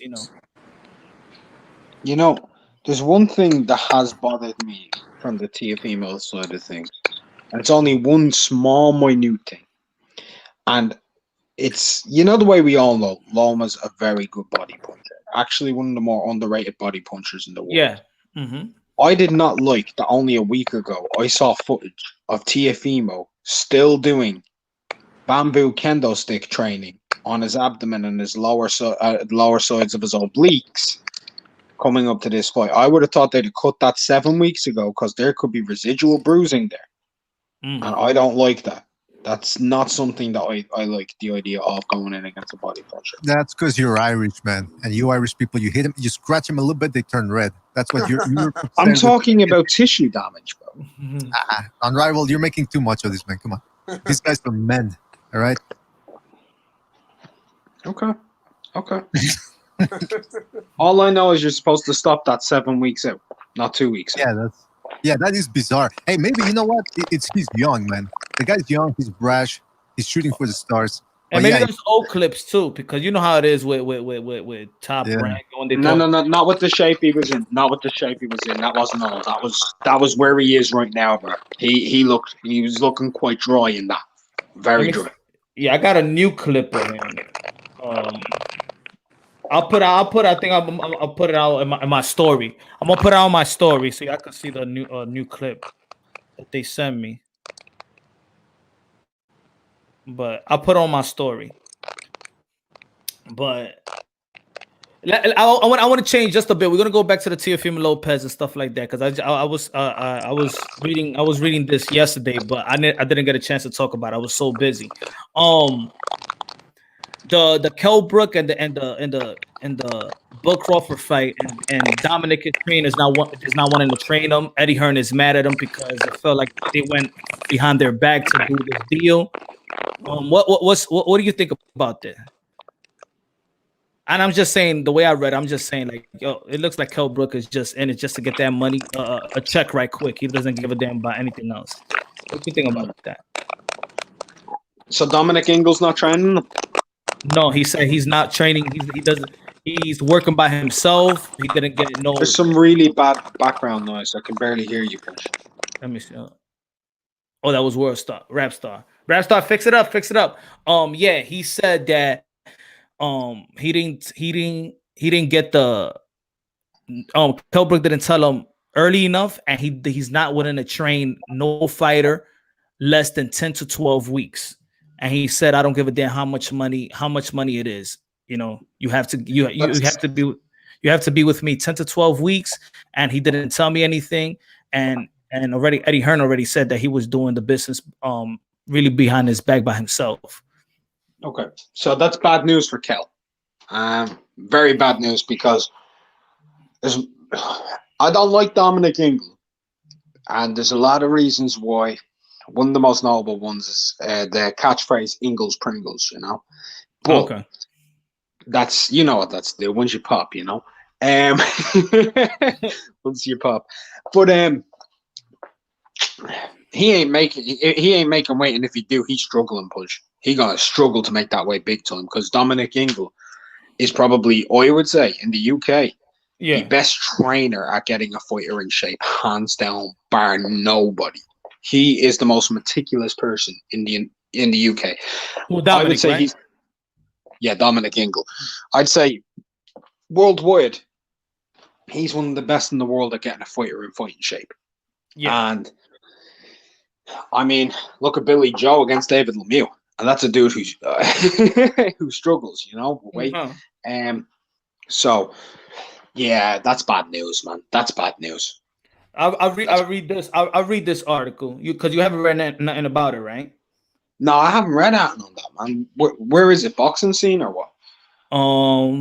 This one is Boxing News, but I read it in something else. Sometimes I'll be reading shit half asleep because I read this shit, like, matter of fact, probably like around 5 o'clock in the morning or something like that. He said Dominic says he doesn't know who former IBF welterweight champion Brook will be training with, if anyone, for the Crawford match.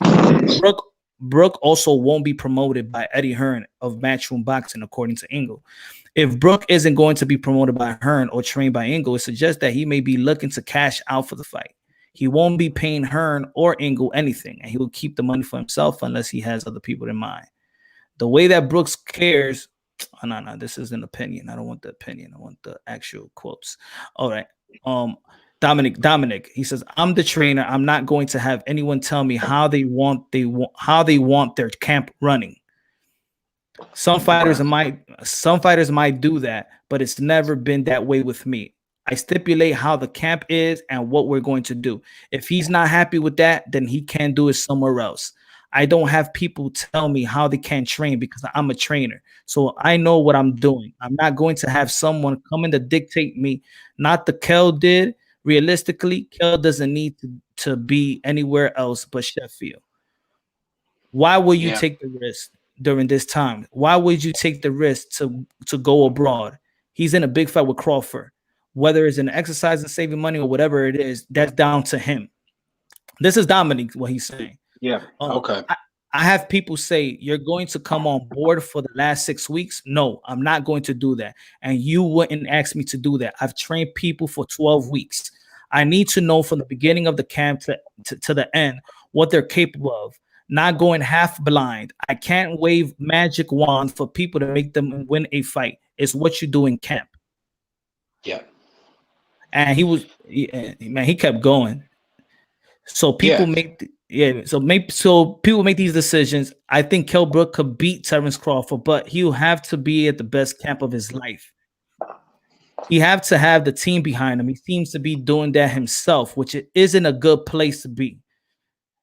You need somebody. You need somebody to be around you and that has experience, no matter how the fighter knows. The fighter doesn't want to concentrate on anything else other than fighting. I don't know who is training him. We haven't fallen out. We're never going to fall out. But he just said he's not willing to train him.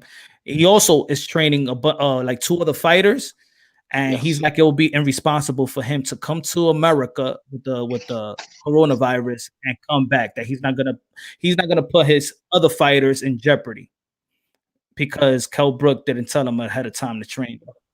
Okay, there you go. Well, looks like I would say Dominic's completely within his rights if that's how his camps are run and have always been run.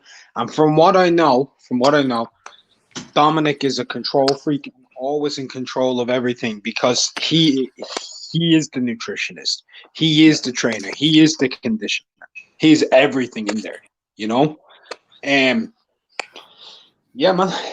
All I'm gonna say is Cal's probably. I think he might be looking to cash out if he didn't give Dominic enough time and he's not taking it that serious. So I think he's going to cash out. I think he's going to miss weight, by the way. Yeah, man. I don't know why Kell Brook is doing that, man. I mean, that's why I see it as a cash out.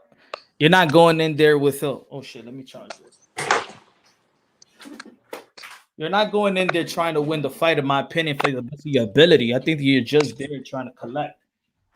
You're gonna go in there with Bud Crawford, and you're not gonna go in there. You're the trainer, because you heard about that Sky Sport, and I think BT whatever they're not taking the fight, so nobody gonna see it in the UK. No broadcaster is gonna see that fight. It's gonna play that fight. That's some shit too, right? Yeah, it seems that way, man. Seems that way. But yeah, there's no interest. There really isn't much interest in that, to be honest, in the UK. Like some people who are staunch Kel fans are, but for the or fans of like UK boxing, but for the most part, there isn't a lot of intrigue. And I don't blame them. I'll ask you honestly, how intrigued in the fight are you? Be honest. I'm not intrigued at all. What? At all. Like not even a bit. I'm so not intrigued that I just found out the date yesterday, like November 14th. And when I was talking about it right here, when I was talking about it in my intro, I missed that fight. So I'm gonna ask you right now. Why are you not intrigued? I don't. Kell Brook hasn't made the welterweight division since 2017, and he was having already trouble making the weight even before this Earl Spence fight. And Dominic spoke about it, but of course, Kell Brook just ain't want to vacate the belt, ain't want to lose the belt. He wanted somebody to beat him for it. So I already know he's been having trouble since he was in his quote unquote prime. But Crawford, that's not the opponent that I wanted to see from Bud Crawford. So I'm not happy about Book Crawford's choice, and I don't think that Kell Brook is ready to go to the welterweight division to fight a Book Crawford. So for me, it's like Book Crawford they just wanted to get a name, but that name that they think is a name is not a name, a big name. What about you? I'm not interested in it for all the same reasons. I'm one other. I haven't seen Kell Brook get an elite win since Sean Porter. Yep. And that was when? 2014? Mm-hmm. Yeah, 2014 when he won the IBF. Yeah, I'm not really interested, man. Good luck to both men. Hope you both make it home safe. But other than that, I'm probably gonna be watching the Fortuna fight November 14th. Anyway. Fortuna fight. Lozado. Man, I'm going to sleep that night. No boxing for you. I'll catch the replays. Yeah, Rap Star, you good now? Yo, can you hear me? Yeah, I hear you. Yeah, What do you think? What do you think about that Kell Brook and that Dominic fall off? Well, Dominic said it's not a fallout, but no, Dominic's just stating that he don't want to be in a fight where there's only 5.5 weeks or 6 weeks. Yeah. For his fighter. Now, why he's saying that is because Terence Crawford's an A-class fighter. Yeah, he's got the title. So if Kell Brook's gonna go, I know not everybody's not. I'm gonna be honest. I'm talking it, but I'm not that interested. But I'm gonna have to talk about it. Yeah. Yeah. But what I'm saying is, as far as Kell Brook, this is his really last chance to even do something in the fight. Yeah.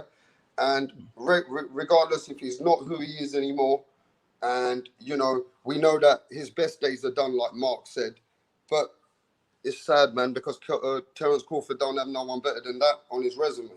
So I'm still going to watch it, Punch, just to see if Terence Crawford can make a statement on at least Kell Brook when he's finished. He's the end of his days. But as far as I'm concerned, the trainer ain't saying nothing wrong either. I mean, it was Kell Brook's last shot. And you're giving I 100% agree with Dominic. I will see the fight. I will see the fight because it's ESPN. It's free. That's the only reason why I'll see it. You guys just forgot. You guys forgot that Gary Williams was calling the world out, and he didn't even want to fight after calling everyone out and not fighting with 8 weeks in his camp. Yeah. So 6 weeks ain't fuck all, is it, bro? For Terence Crawford. I mean, think about it. I'm like, it's not even. It's 14. It's not how he made that. I don't know. I want to know how he made that business deal. Like, who's going to market this fight in the behalf of Kell Brook? I mean, the fight's not even big, but like I said, Terence Crawford hasn't got no noise at 147, bro. He's got nobody, bro. At 147, he ain't no proven champion. Even though he's got a title, he ain't the man at 147. So Kell Brook's going to be his best guy. Imagine that. Shit. And he's going to be a highly unprepared guy. It's one thing that we already knew this fight, it was no good for Kell Brook, but now a highly unprepared Kell Brook? How much they paying him? 2 million? I don't even know. To be honest, that's what it is. I've been so disattached from every time I scroll down and I see a story. The only reason why I saw the story is because I just saw the headline of Dominic was not going to be training Kell Brook. But all the stories about Kell Brook and Book Crawford, I've been ignoring it.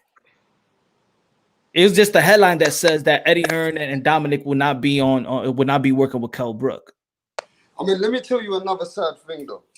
Even if Adrian Broner fought Terence Crawford, that'd be the best fighter that Terence Crawford would fight ever right now. Would that be? Think of that. The promotional aspect, maybe, but not even. Just think of that, though. Adrian Broner is a bigger name for Terence Crawford because Terence Crawford ain't fought no one. Just think of that. Bigger names doesn't mean better opponents. What's that? Bigger names doesn't always mean the best opponent. I mean, yeah.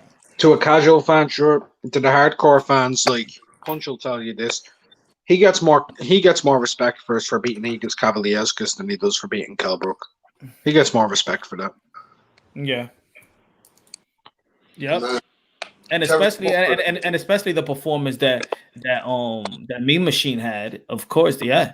They now with the performance that Mean Machine had his last fight, that's what be like, oh shit, that he was fighting this real good, this real good fighter.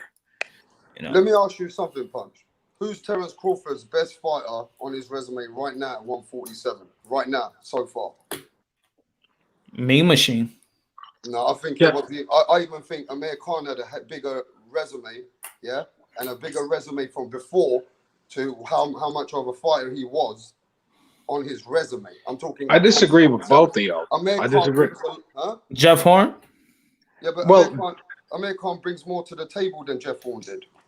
I'm just saying, look at his numbers. Look at Amir Khan's numbers. Who you got, Mark? Well, mine's Jeff Horn because he brought a world title. Amir Khan brought what, 80,000 pay-per-view boys? Him and Crawford did or some shit. That did nothing. Well, Amir Khan was a bigger star than Jeff Horn at that time. It didn't. Look, being a bigger star. Hold on, being a bigger star and that equating to numbers.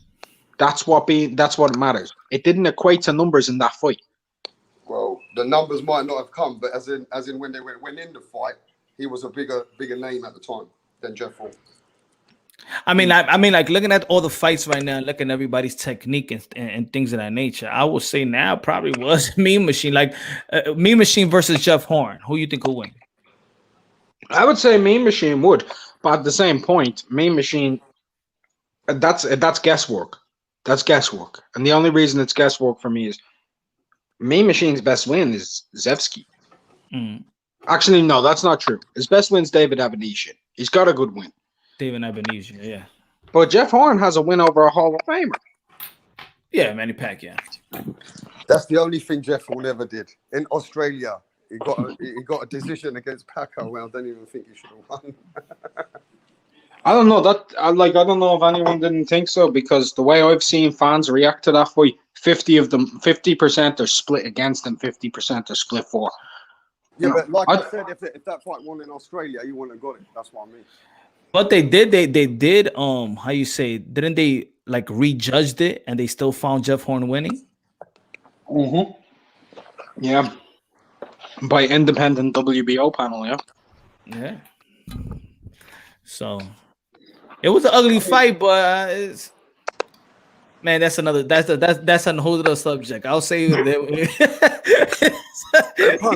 already know, yo. You start saying, well, was it a robbery? What? Punch and Mark as well, yeah. I don't know how you guys feel about this, but after knowing that ESPN Plus is showing Loma against Fimo, I ain't happy to pay $79 or whatever it is pay-per-view, yeah, for Tank against Santa Cruz. I'll be honest with you. Even though he's a pay-per-view fighter, yeah, I ain't happy with that, man. I don't want to pay $79 fucking for Tank. Two pay-per-views. Sorry. Who's a pay-per-view fighter? No, Tank is a pay-per-view now, isn't he? Tank. He's going on pay-per-view. Yeah. Yeah, so they made him into a pay-per-view fighter. Every fight they said he's going to have is going to be on pay-per-view now. We'll find out after these numbers if he's going to be on pay-per-view every fight he has. Yeah, I know what you're saying, Mark, but that's how they're putting it down, the Mayweather team, right? I say like this. I say the Earl Spence and the Dennis Garcia fight. I'll pay for that all day. You'll pay for that? Yeah, I'll pay for that. I don't. To be honest, I would have paid for it, but if it's landing on the same time, I'm rocking with the Luke Campbell and Ryan Garcia. I'm gonna be watching that fight. No, but look at this stuff. Did you just see Errol's mugshots yesterday? Did you see the actual damage he really had? That they try to cover it up a little bit, but now they've just put it up now.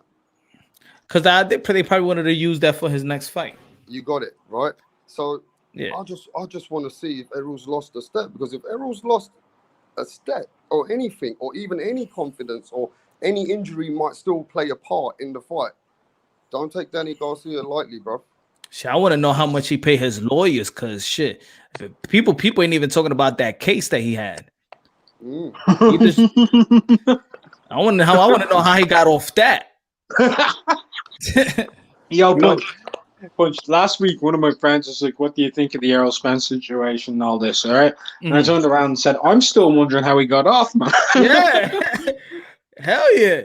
I know he paid Man, thousands and thousands of dollars because he did mess up a lot of property and he was arrested also. He was arrested. If that was me, if that was me or you, Punch, we wouldn't be preparing for a fight with Danny Garcia. What we'd be doing crazy. We right now we'd either be doing community service or done. No, but, What? but now you see why I'm excited about the fight a little bit. I want to see what's going to happen. I'm not sure what's going to happen.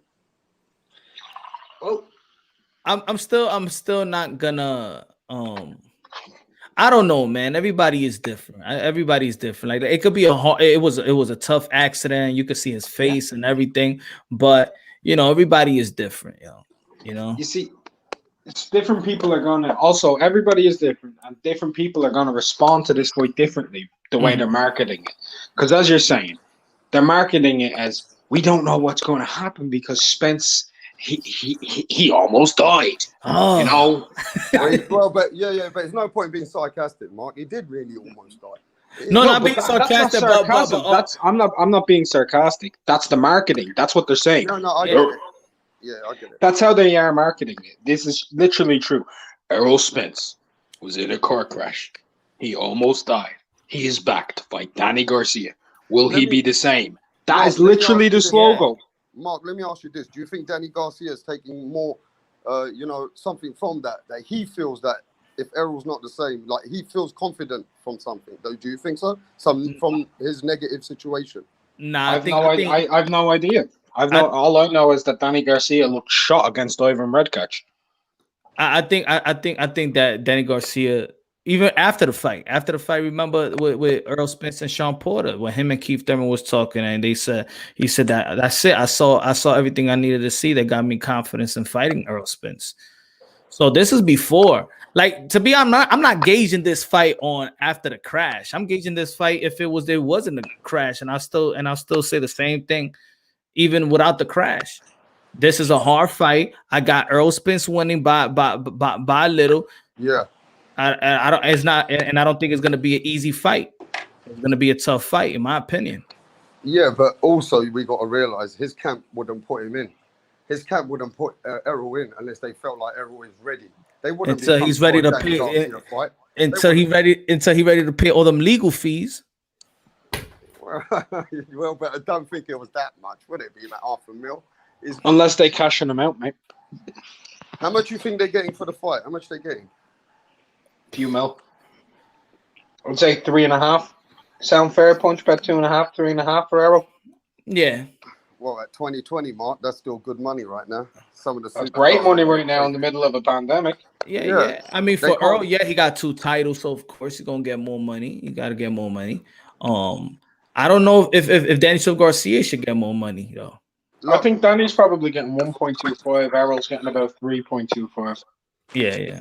And touching on that subject because of the pandemic, I think a lot of people will be watching Ryan Garcia fight. I know. Put it this way. Look, I'm subscribed. I'm subscribing to DAZN, right? I paid DAZN, and I already paid my year, right? So why wouldn't I see the money that I already paid, the fight that I already paid for? You know. Right. To be honest, is the Earl Spence and Dennis Garcia, I wasn't calling for that fight as a fan that, I want to see this fight.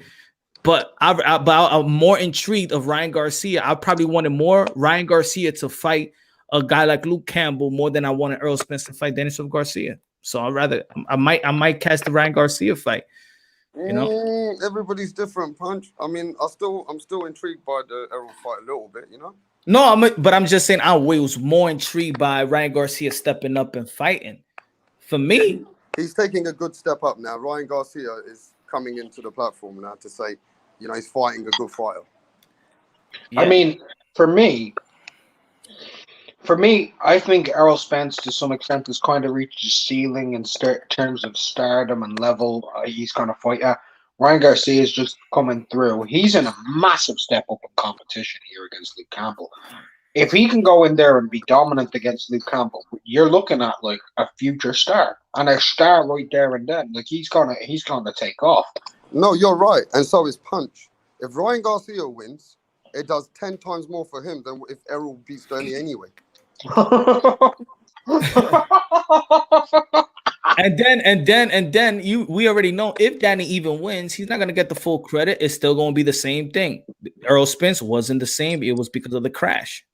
No, but if Ryan Garcia, like Mark said, Ryan Garcia's win is way more important than even Errol beating Danny Garcia. Yeah, it is. It actually is. Way more And in both senses, because let's say he wins and it's by hook or by crook. So let's say it's by crook, which could happen. You never know. Let's say Luke Campbell wins A4 in the eyes of everybody, and then Ryan Garcia gets a win. You're going to get a lot of haters going on to Ryan Garcia. But if Ryan Garcia can make improvements, it's still going to build a name on him because those haters are going to pay to see him lose. And that happens in boxing. There's a lot of different marketing ploys in this. Yeah.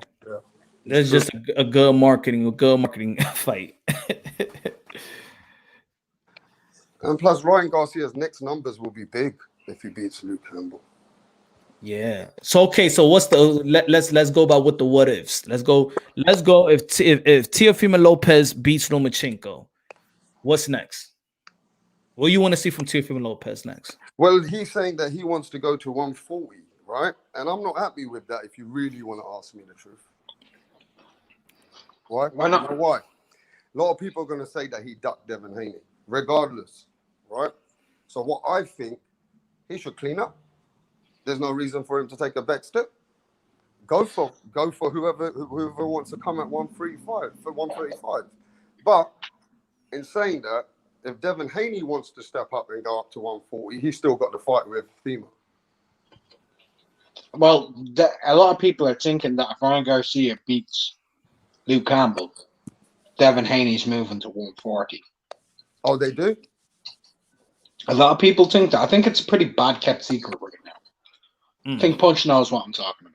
Is he having trouble, Punch? I know you know the family well, and I know you know his dad. Is he having any trouble, really, with the weight or something that he wants to go up? Nah. He don't got no trouble with the weight. He never, Bill never mentioned nothing about the weight.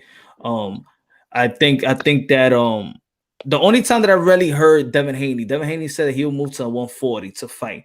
The only time that I really said, like, okay, I know the plan is when Floyd Mayweather said, nah, he ain't gonna fight no Gervonta Tank Davis. Devin Haney's gonna fight one fight at 135 and then move up. When Floyd said that, it made me believe, like, okay, these guys, they was working out, they already had a conversation. Yeah, and that's when I started to think, like, we're not gonna see a big fight from Devin Haney at 135. So then I started saying he's gonna get a tune-up. WBC is giving him a voluntary. He's gonna get an easy fight. He's not gonna go. It's not gonna be a tough fight for him in 135. He's gonna go for an easy fight. And then look, fast forward to today, we got Gamboa and Devin Haney. Great fight. Look, what I'm saying is we were just talking what we think after if Teofimo wins, right? And the important thing is afterwards, who does he fight at 140? Ain't no point going against with Ramirez and Josh Taylor straight away. I don't know. I don't think that. I mean, look, they both in precision, right? The biggest fight for Devin Haney has been I'm not gonna say it's probably the biggest fight for their first pay-per-view was always the Ryan Garcia Devin Haney because of their rivalry in the amateurs, right? We know their story. So I think whenever they was gonna fight was always gonna be probably close to a pay-per-view fight just because of that energy that the young dudes that rivalry that they had, right? If Ryan Garcia beats Luke Campbell, becomes an immediate mandatory to Devin Haney, why would they now jump at 140? I think that would, why not fight that fight, right there. Now, I do think that's why I was saying earlier that there's gonna be a lot of dialogue, a lot of narratives in the span of 3 weeks. We got, and this is just if Teofimo Lopez wins, because I want to hear what y'all gonna say, what y'all think what's Loma's next if he wins. But let's say Teofimo Lopez wins, then 2 weeks from there, Gervonta Tank Davis is gonna win. Let's say if he wins, and then you got Devin Haney let's not be week. that disrespectful to Santa Cruz. Let's not be. No. I'm just saying. I'm the what if we could be talking, we could talk about the other what ifs. I'm just saying this what if. I think this because these are my predictions. So let's say, if all these guys win, are they still could make a lot of money in the 135. Yep. There is going to be talks of, whoa, Devin Haney and Ryan Garcia, Devin Haney and Gervonta Tank Davis and Teofimo Lopez. Ooh, you know, it's a lot of marketing. It's a lot of marketing, a lot of money to be made right here. There's a couple of good fights for Teofimo at 140 though. Even if apart from forget Josh Taylor and Ramirez, what about Prograis, Regis, big fight. I would like versus who? Hold up, Regis versus who? Teofimo at 140. If versus That's a good play. That's a good play. yeah. That'll be a very good fight. I wouldn't put him in there with Regis yet. I 140. But that's what it is. I think the only way that I think Teofimo Lopez jumps right away at 140 if he would have got Ramirez or Josh Taylor. But you already know that Catterall is stepping aside. So that fight that should happen already. I mean, the negotiation should just begin now. But yeah, they're pretty much set on that shit for early next year, Punch, January or February. Ramirez Taylor. But to be honest, Punch, if I was his dad and they really were going to go up, I'll put him in with the tune-up, and then I would put him with Prograis. Because if he does anything to Prograis and he outsmarts him and he outboxes him or even knocks him down a couple of times, just say then he's got a chance against anyone in that weight. I say if he gets a volunteer bout and he could fight anybody, I will fight Prograis, but still keep my belts. I won't relinquish all my belts until I know I'm really gonna get a shot at the win of Josh Taylor, Ramirez, or that's it. I'm full blown 140. Because that's what I'm saying. He still got, if he can't get that big fight in 140, he could get a big fight at 135 with either of these guys. So why not stay? He's got two big fights at 135, and they're pay-per-view. Exactly. He's got three. He's got three. He's got Tank, Haney, and Ryan Garcia. They're all. But if they all win, that's going to be the talk. And there's one final thing we need to put in there. That's if all of the promoters are willing to work together. Oh yeah, Mark, we know that, but that's what's going to happen. That's the numbers, isn't it? Numbers. And the shit is they all different promoters. it's like the four promoters. Well, not four promoters, but you got Mayweather promotion, you got Golden Boy promotion, you got Matchroom, and then you got Top Rank. Four. Yeah, four. Technically, you've got five because remember, Devin Haney's co-promoted by himself. Anyway. And Gervonta Tank Davis got one more fight in his contract. When Mayweather promote. Yeah. Well, where else is he going to go if you don't stay with Mayweather? I'll leave. I won't sign with Mayweather promotion. I'll just let Al Heyman be my manager and advisor. Yeah, I mean, I think that's why I think I see Floyd Mayweather now being close, because now he's trying to convince him to resign. Because if he doesn't resign, what happens? Who they got? They don't promote Bout Jack. They rarely say anything about Rolly. Bout Jack's coming to the end, isn't he? Or is he already at the end? Bout Jack is going to be fighting. He's going to be fighting in the undercard of Mike Tyson and Roy Jones. Still under Mayweather's banner though. I think so. Yeah. So but he's at the end of his career anyway. There's no big fights for him, I don't think. Huge ones. Yeah. So that's why I don't think that Gervonta Tank Davis should resign with Mayweather Promotions. For what? It's not like Mayweather been promoting him out there. Yeah, but if you're with Al Heyman, Mayweather's is Al Heyman. Mayweather's people don't recognize, man. When Mayweather made a deal with Showtime, he made a deal with Al Heyman. The numbers he generated from the last few fights, he made sure that he's getting the piece of the cake for everything going on between them two as well. No, I feel you, but that he's still under promotional contract though. That's the difference. He's under a promotional contract, so they getting a piece of that too. Why would I want to give, if Mayweather's already that with Al Heyman? Why would I want to give a piece to the promotional company? Why would I want to double? I wouldn't give a percentage. Yeah, why would I double? That's what they doing. So if he just leaves Mayweather, stays with Al, there's less hands coming out of his pocket, so he makes more money. So if he loses the Mayweather camp, the Mayweather team and the Mayweather banner behind him, does he just represent himself as his own promotion, just like Devin Haney does? Like Devin Haney's got his own promotion now. Yeah, Tank got his own promotion too. You know, they use, you know how they do. They use their own little promotion. Like if it was like, you know, when you get in your label, your music label, but you're really not, you just use it to make these fights, you know, your promotion. But it's not really big. That's like man down promotion, like Earl Spence promotion or you know. Right. But if he loses the Mayweather, does he have to employ people? Does he have certain people working for him around that situation where they do, you know, certain things in his platform? Will he, you know, does he need to build his team again? I don't know. I don't know. No idea, bro. No idea. But we'll wait and see. We'll wait and see. I mean, right now he loves Mayweather again. He feels very comfortable at the moment. They're pally. Allegedly. Mayweather is just, that's what I'm saying. That Mayweather, I think right now is trying to convince him to resign because he got one more fight left. So he's like, oh man, if I don't got Gervonta Tank Davis, who really represents Mayweather Promotions? But the truth is, Tank doesn't even speak that much. Like, he's not that flamboyant. He always just keeps serious. He needs people to, you know, all about, you know, Leonard Ellaby does a really good job. And when Mayweather comes to the time when he does, he still does a good job by bringing all the numbers. You know? He's not, but there is a interest in social media. There's an interest. He look at when he went to Atlanta, man. He brought a lot of women. Half of that place was filled with women. You know, he got that. He got a lot of celebrities. His name is in a lot of celebrities' mouths. Yo, that's Mike Tyson's favorite fighter right now. Like, yeah, but bro, you're not remembering this. Tank slips. And if Tank doesn't have people to look up to and Tank doesn't have people that he has, you know, people to responsibility with, I don't think he's that strong enough like Mayweather was, smart as a businessman. He'll slip. He's already slipped with Mayweather behind it. Well, hey, you got to slip then.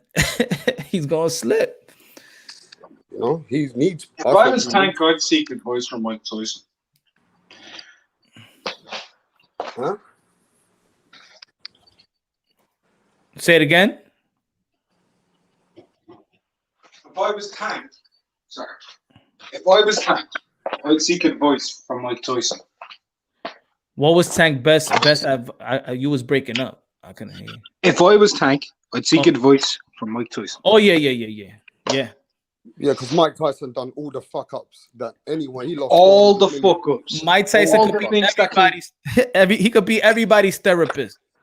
Well, you know everything that went wrong in a career, Mike went through. I'm not trying to be funny, but everything that can go wrong in a career happened with Mike. And Mike, he fell off a bit, started doing all the partying, drinking, all that crap. On top of it, he had all of the nonsense. You know what I mean? Yo, I say anything that you could talk about life itself. You don't even have to be a fighter. Mike Tyson got the asses, or he went through it. Think about it: bully, drug addiction, alcohol, being rich, being wealthy, being poor, being hungry, being adopted, not being loved by parents. You just made but this is crazy that we went into this conversation. Look at the title of your video. Tank don't have his dad in the corner, does he? No. This is a big part for some boxers, and you were just saying it earlier.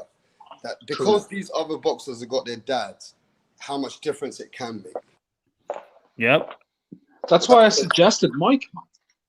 Mike and Tank relate in so many ways. Yep. So many ways, man. Yeah, because Mike didn't have a dad either, did he? Not until Cuss. Not until Cuss. Customata was his dad. Yep. He adopted him. Yeah, but you see, the problem is that's when Mike was at his best. That's when Mike was untouchable, focused. And like Punch said the other day, Mike was never flamboyant or an arsehole when he was with Customata. He was a disciplined man. Yeah. But let's not take credit away from Ford with Calvin. Calvin done a hell of a job. He had it since he was a child. You know? Fact. You know, and I tweeted that the other day when they Leonard Ellaby, he posted a picture and he posted him and Javante Tank Davis and Calvin, and then on the other side he posted Floyd Mayweather and Ellaby. He said before and after, and I said no, you gotta have Calvin there even on the after. You know, Look, my thing is, man, I would really recommend though Javante chilling with Mike. I really would. I really would. Yeah, but that's if Mike's got the time, Mark. Mike would. I guarantee you, Mike will sit down with him. I guarantee you. Yeah. Mike's a self-made man again. He owns a huge farm in California. He's got loads of businesses now. He was bankrupt for a while, but now he's back. You know, Mike's a very busy man. He will sit down. He said this before. Any young fighter who ever needs anything to talk to, like anything where things are going wrong and I think I can help you, reach out to me. He will. Yeah. What's good, D? What's good? What up? You can hear me? Yes, sir. What's up, Mark? What's up, Punch Drunk? What's good? Rap star. What up? What up? What up? What up, D? What y'all talking about? We're talking about, man, fatherhood prominent in the sport of boxing. Also, you know, it's like manhood, fatherhood talk. Lomachenko, Papachenko, and Teofimo Lopez Sr. No, we were just talking about Tank right now. No, I'm saying the whole. Yeah, I'm just. Oh yeah. What's up with Tank? What y'all saying about Tank? Yeah, but D, if Tank leaves Mayweather, do you think it hurts him, or do you think he'll do better without the Mayweather and the TMT and Leonard Ellaby and all them? I don't really think Floyd is Tank's problem. I think Tank is Tank's problem. That's right. Tank won't do the things he's supposed to do. I think Floyd would actually move him better, would put him in fights. He just got to feel comfortable. He's going to win the fight. Floyd not going to tear up his product. Tank's still a Floyd product. Remember, he still got to make money for Floyd. So right now, if Tank want to act stupid, then they're going to put him in these stupid fights and keep selling them because the LDBC going to keep pushing them and people going to keep buying them. But if Tank Davis step up, dedicate himself, do what he's supposed to do, I think Floyd never put him in better fights. Tank is Tank's problem because he's not doing what he's supposed to do. You know what I mean? He got one more fight. He got one more fight. I think after this one. I don't know if it's this one or the next one is his last fight under the Mayweather. Nah, he ain't going nowhere from Al, bro. So that's what he was talking about. So you see it like when he signed to, because he got a promotional contract, but right. Is leaving Mayweather promotion leaving out? Because I see it as he don't have to be under the Mayweather promotion, but he could still just be advised and managed by Al, just like the rest of the guys. Tank is Floyd's little bitch. You don't do You have to appreciate this as well, D. Floyd is the best thing whatever happened for him. He was on the street. So whatever it is, Floyd and the TMT banner was the best thing that happened for Tank in his life. To where he's now, you know? Yeah. You gotta give him credit for that. Yeah. You know, and if he doesn't have them, who's that? I don't know. That was that dude, Ricardo or whatever. Oh, okay. Yeah, I'm saying that just like Punch said, if he goes on his own, does he have the mindset and the business, acumen, the business thing in his mindset where he could be disciplined and he could be someone who can make it for himself? Do you think he's that kind of person? That's Nah. It's just like a business owner and an employee. Some people need to be employees. Some people need to be owners.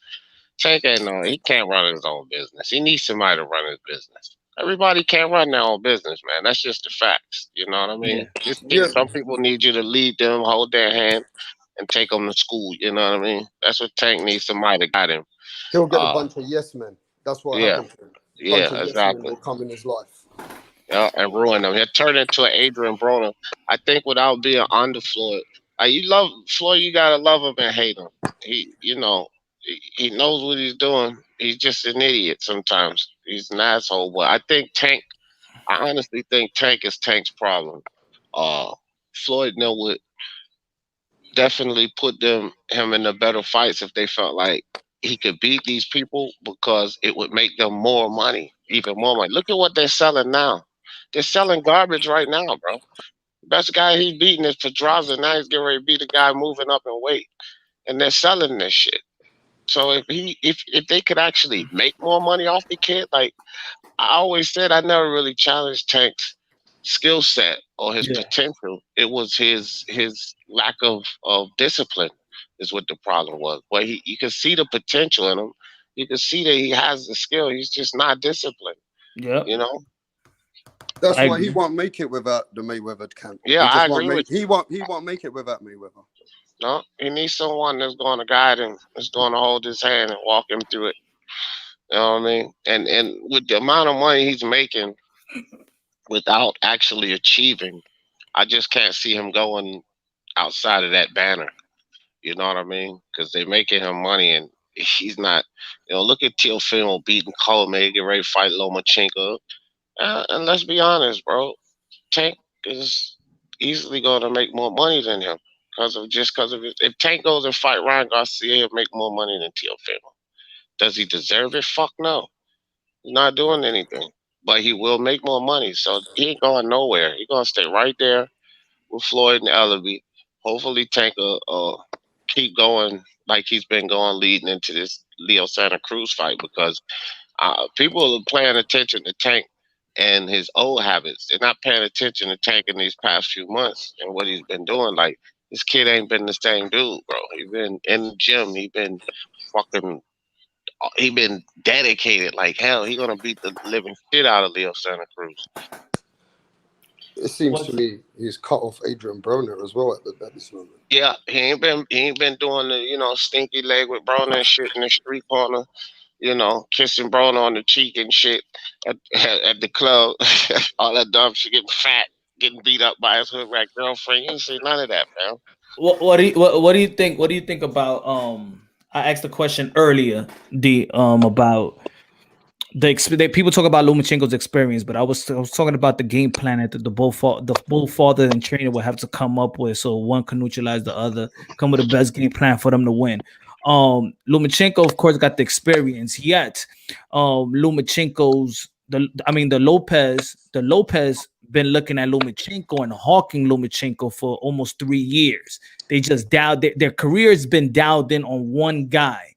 So, who you think is more prepared for who? Not based on looking at each other, not the experience of what they had before, after, but looking at each other. Who you think is gonna come up with a better game plan to be whoever?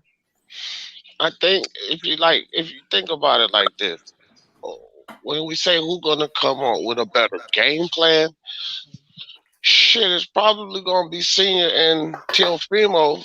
And I say that because Senior and Teofimo is just coming up with a game plan for Loma.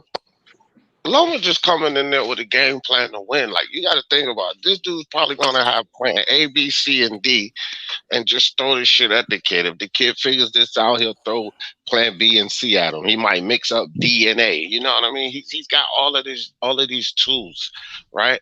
So I think Lomachenko and his camp, they're just training, bro. They've done it all. They've seen it all. They've seen different variations of it all. I believe that those guys are just training. Teofimo and Senior are fucking locked in, dog. They're locked in on Lomachenko. So, Yeah. I mean, if you talk about game plan like per fighter, I think theirs would be more intense because it's just Lomachenko. Everything's been Lomachenko. That's their focus. He's the man. Like, that's the guy to beat. Yeah. Teofimo is just another. No disrespect, because Teofimo is my guy, but to Lomachenko and them, this is just another notch on our belt. This is another notch on our belt. Let's just get this done. You know what I mean? Mm-hmm. That's why I see it tough. Like, if I ask the question, automatically people be like, "Of course, Papachenko is gonna have the better game plan." Right. But people don't think in depth like we do, and no disrespect, a lot of people don't think in depth like a hardcore, like us hardcore fans do. Yeah. Well, you know what, Punch? One of your people in the platform, who is it? Jed Kyle. He said something very good. I like Jed Kyle. Well, yeah, listen, Jed, where you at? Why you left, Jed? Listen, Jed, I like what Jed said, though. He said that Teofimo is actually stepping up with way better opposition than what Tank's been fighting way longer than Fimo. Oh, yeah, for sure. You know? So You know what I mean? Teofimo, yes, his 15th. Listen, man. Teofimo Lopez, when he fought Nakatani, I actually see people don't understand the Japanese fighters, bro.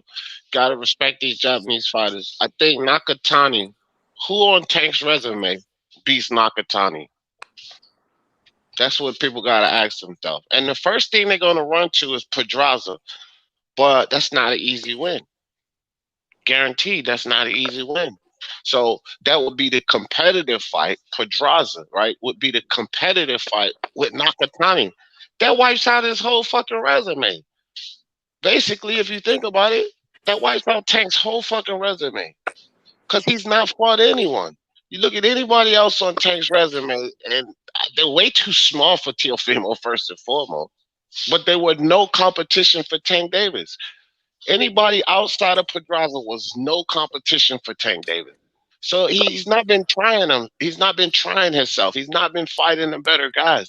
Teofimo's been constantly going up the line, up the line, up the line his whole career. He went up the line, up the line, up the line to Coney, champion. Now he's going up the line to the best champion. I guess no comparison, man. Tank's been a waste. What you're saying is that they've been protecting him for all that time until they have to fight a big fight. Nah, Teofimo, he's not been protected. No, I'm talking about Tank. Oh, I don't. The whole protection shit. I used to think that myself too. But as I look at it, fam, it's just like I was saying, lack of dedication. You know what I mean? Floyd was more or less protecting his investment than protecting Tank. You understand where I'm going with that? Like, it's kind of the same thing. Like, okay, so we're going to make sure he don't get beat up. But this is a star that we've built. We got all these kids and these people in Baltimore and these young people liking this dude, Tank Davis. We've exploited his, really, to me, overrated power. We've exploited that with the knockout reels. It's sort of like what they did with Wilder, just at a lower weight class. You know what I mean? He is not really beat the elite level competition, and he's knocking out these guys. He's got this 90-something knockout ratio, but against who, fam? Like, against who? Fucker, you big enough to fight at 140. It's just your dimensions won't allow you to do that because you're short and stubby. But you're big enough to fight there easily, and you beat no guys from 126. So what the hell does it mean you got 90 knockouts, bro? 90% knockout ratio. It's like a facade they built up.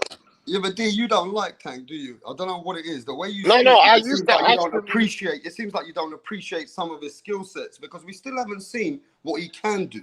No, I don't appreciate, and I've said this plenty of times. I used to be a fan of Tank Davis, and I denounced him because they wouldn't put him in there to challenge himself. You only get better in this sport when you challenge yourself. And the opposition that they're putting Tank in there with is just worthless, man. He's not going to learn anything. He's not going to do anything. It's like always going in, you're playing a video game, and you're always playing that game on easy level. As soon as you cut that shit on hard level, you're going to get punished. You know what I mean? You ain't going to be able to even fucking get to the second round because you're playing on the hard level now. You've been cruising by on easy level. You're not going to get better that way. And so that's what the thing, if I have any disdain, is because of that, because he's not challenging himself. You cannot get better in this sport like that because the guys at the higher level, they're not going to allow you to walk in there and have your way with them. You're going to have to work your way in there. You're going to have to use feints. You have to, you know what I mean? You got to pivot out. You're going to have to keep those hands up. You're going to have to set traps. It's going to be different getting in there on the high level guys. And Tank's just not progressing that way. All of these people have this fucking facade. And here come P, because I know P ready to come with these goddamn LDBC narratives about Tank. It's a bullshit facade built up around this guy. I've never challenged Tank Davis's skill set or his potential, not once. I got videos. D, you're just hating right now. Come on, man. No. It's look, P. You're hating right now. Hold on for a second. P. hold on for a second. Really, though, you gotta stop coming around me talking about hate. No, bro. I will tell you. No, Because look, this is not your P, channel. P. On your channel, Hey, I respect you. yeah, But on this but one, I'm gonna tell you how it this is. is Punch channel, and you don't have to, but you You still can't cut me off, you motherfucker. I was talking you to you for a cannot control second. me on this. I ain't Hold on, nobody P. Hold trying on, to P. tell you, but don't Hold on, cut me P. off, dog. Hold on, P. Hold on. The thing is this, though. With Tank Davis or anybody else, P, you have to fight better opposition to get better. None of you Tank Davis fans, They're not on the nobody in same the street. hold up. There you go. They're not P. on. They're not on the Zip same it, street, bro. man. Zip it for a second. Hold on. You nobody can tell me that Tank has fought anybody that will test him in his career. No one. Not one opponent. Give me one opponent that they put him in there that would test him. It doesn't matter. I don't think anyone can test him. To be honest, I think the only guy that can There you test go. him, the only guy that can test him is actually Devin Haney or Teofimo Lopez. I If don't even think Lomachenko Lomachenko can couldn't test him test him, why are they not fighting him? And if because they're not on the Lomachenko same could street. test him, no. Stop that. Because Bob Arum, Lomachenko, been ready, and Leonard Ellerby. It's not about the same street. There you go with this stupid street shit. Leonard Ellerby said, hold up. Leonard Ellerby said, we're not thinking about Tank. We're not looking in Tank's direction. So fuck what you talking about, Pete. It's about what Leonard Ellerby and Floyd say. You can say all of them fucking dumbass narratives you want, but we got to go by the sport of boxing. Everybody knows that Leonard Ellerby and Floyd decides what Tank is going to do, not fucking P boxing and not LDBC narrative. And Leonard Ellerby came out and said, we're not Why do thinking you always about talk about Lomachenko. LDBC? I'm talking to Because you you right now. always protect them, motherfucker, and that's why. I'm not Because the protecting anybody narrative, right now. I'm talking. I'm but talking this for is the myself. narrative. Listen, No, but listen, it's like you you're, can't control me, bro. that's LDBC push negative. narrative that Tank Davis is this and that, so I'm going to You're speak being on that, negative whether right you now. like Like, it or not, Let me man. just butt in here, man. You speak Fuck and that. then you speak. Then we can hear it. You know, if everyone all speaks, right, we can't hear it, bro. Yeah, all right, the okay. LDBC push narrative that Tank Davis is this and that. Now, So Adi, that's you're just where the being negative narrative right now. comes from. That's where the narratives come from. Let's be honest about it. I've been listening to you. I wasn't even gonna come on. I was like happy to listen to it, but I couldn't listen anymore. Just hating on Wilder, you're hating Okay, on well, Tank. give us some valid points. Give us some valid points about Tank, then. The He's opposition undefeated. opposed. You say like he's been like Adrian Broner. Like how's he been Adrian Broner? He's still undefeated. What has he done? When did I say he was like Adrian Broner? I said he was hanging around Adrian Broner doing the stinky leg and shit. When did I say he was like Adrian Broner? It's similar to that though, isn't it? Like let's face it. You're not a big fan of the Hanging guy. out with I Adrian understand that. Broner? Say that I again. said hanging out with Adrian Broner, lack of discipline. That's what It I brought doesn't up matter. earlier. It doesn't matter. It's all about what he does in the ring. He's performing in the ring. He's still undefeated. That's it. It doesn't Performing matter against who, P? Against what who? he does on his personal life's got nothing to do with us. As long as he's Okay. winning, that's all that matters. Winning against low-level competition. That's all that matters in this sport. That's what you're saying. Listen, at the end of the day, you can only beat who's in front of you, and he's beating them all. So at the end of the day, that's it. It's just like me saying like, "Oh, Tyson Fury is fighting all bums." You know what I mean? It's not his fault he's fighting bums. It's who he's in front of him, and he's still beating them. At the end of the day, these guys are fighters. Okay, we can't be like saying like, "Oh, they're low-level fighters." Why would they be on TV otherwise? Do you know what I mean? Let's be truthful, man. They would be on TV because of Tank. Low-level fighters get on TV when they're on TV against eye candy. What are you talking about? And another thing as well, I heard you talk about Wilder as well. So that's one of the reasons why I came on. Stick to Tank. See, because you No. know I'm not gonna stick to Tank. I'm gonna stick to what you said. I came to talk to you. So basically, yeah. Well, what you want You're to talk saying that about, he's Wilder? similar to. You said he's similar to Wilder. No, Wilder's I didn't. beating bums. No, I didn't. Yeah? No, I didn't. I Wilder, said his resume. to be honest, Wilder hasn't beaten any bums. Okay, I know Robstar is a big Tyson Fury fan as well, but at the same time, Tyson Fury is only beating 2 top class fighters, and that's Wilder and Pitchfork. So yeah, the two you can only fight who's in front of you. The 2 top guys. Why did you can only fight Joshua? Why did he fight him? He could have fought Joshua. Why didn't he fight him? It's just like any other sport, like football, basketball, whatever, soccer, you guys call it. You can only beat who's in front of you. You know what I mean? It's part of the sport. P, how can you say that you can only beat who's in front of you when the PBC are saying that they're not going to fight on the zone? They're saying that they're not going to fight the Kevin Farmer. They're saying they're not thinking about Lomachenko. So if you're saying you can only fight who's in front of you, then they're not putting the right guys in front of their guys. This is what you're telling us? The thing is these fights ain't easy to make. You know, It's all about money. Maybe the money ain't right. Have you never thought of that? Like, if the money ain't right, they ain't gonna wanna like fight the person. That's what they do. You didn't all answer my surprise question, fighting. bro. You didn't answer my question. The PBC is not putting the right guys in front of their guys. This is what you're telling me. And that's what I answered your question is about the money. I'm saying so you're making excuses. Lomachenko is gonna want, you know, he's gonna probably ask for more because Bout's gonna say, look, we want more. And what's his name, Leonard Ellaby and Mayweather, they think, you know, Tank's worth more as well. So this is the thing, it's a clash of heads. So it's all about, it's not excuses, it's about the money, man. That's no. That's You're making excuses, fam. You're making excuses. But it's not excuse. Everyone knows like boxing is about money. Otherwise, we would have got the fights that we want to watch. That don't have anything to do with you telling me why the PBC is not putting the best guys. And PBC got all the power. They got all the power. Everybody want to fight them. They not listen. Then why don't you have a go at Lomachenko or Teo? Why don't they fight him then? See, you know, this is the thing, Pete. This is the thing. It's not just one way. You don't fucking listen. You don't fucking listen. I do listen. No, because you don't want me to go against you. No, Pete. You because you don't want to be challenged. Pete. You always get defeated by me because you don't listen. This is not your channel, so listen. I respect you on your channel, but listen, this is not your channel. I got receipts. So you're not gonna run the narrative. Listen, the shit you saying I have receipts. It's no narratives. All you got to do is take your silly ass to my channel, and I have videos up. I will come tomorrow. About what you saying I don't. Listen, all of these things you say I don't do is on my channel. I'm not like you, fam. I don't call it just for one side. I don't. I call it for every side. I give heat and I give criticism to everyone. Not you. You don't do that. So you can't call me out on those dumb shit. No, you don't. I do. I don't never hear you criticizing Wilder. I said you play one side. No. Side. Stop your bullshit. I have criticized him in the past, you know. But at the end of the day, about what, Pete? I've criticized, you know, obviously, you know, the lack of, you know, communication with the AJ fight, but obviously that's something else. Okay? Lack of communication. That's your big criticism on Wilder. That's it. That's all you can find, huh? Lack of communication. Yeah, I can't find no holes on him. You know see, there you go. You're one-sided because if you can't find holes on a guy who only skill is a right hand, then you're fucking one-sided. When's the last time you criticized Tyson Fury then? See, that's what I mean.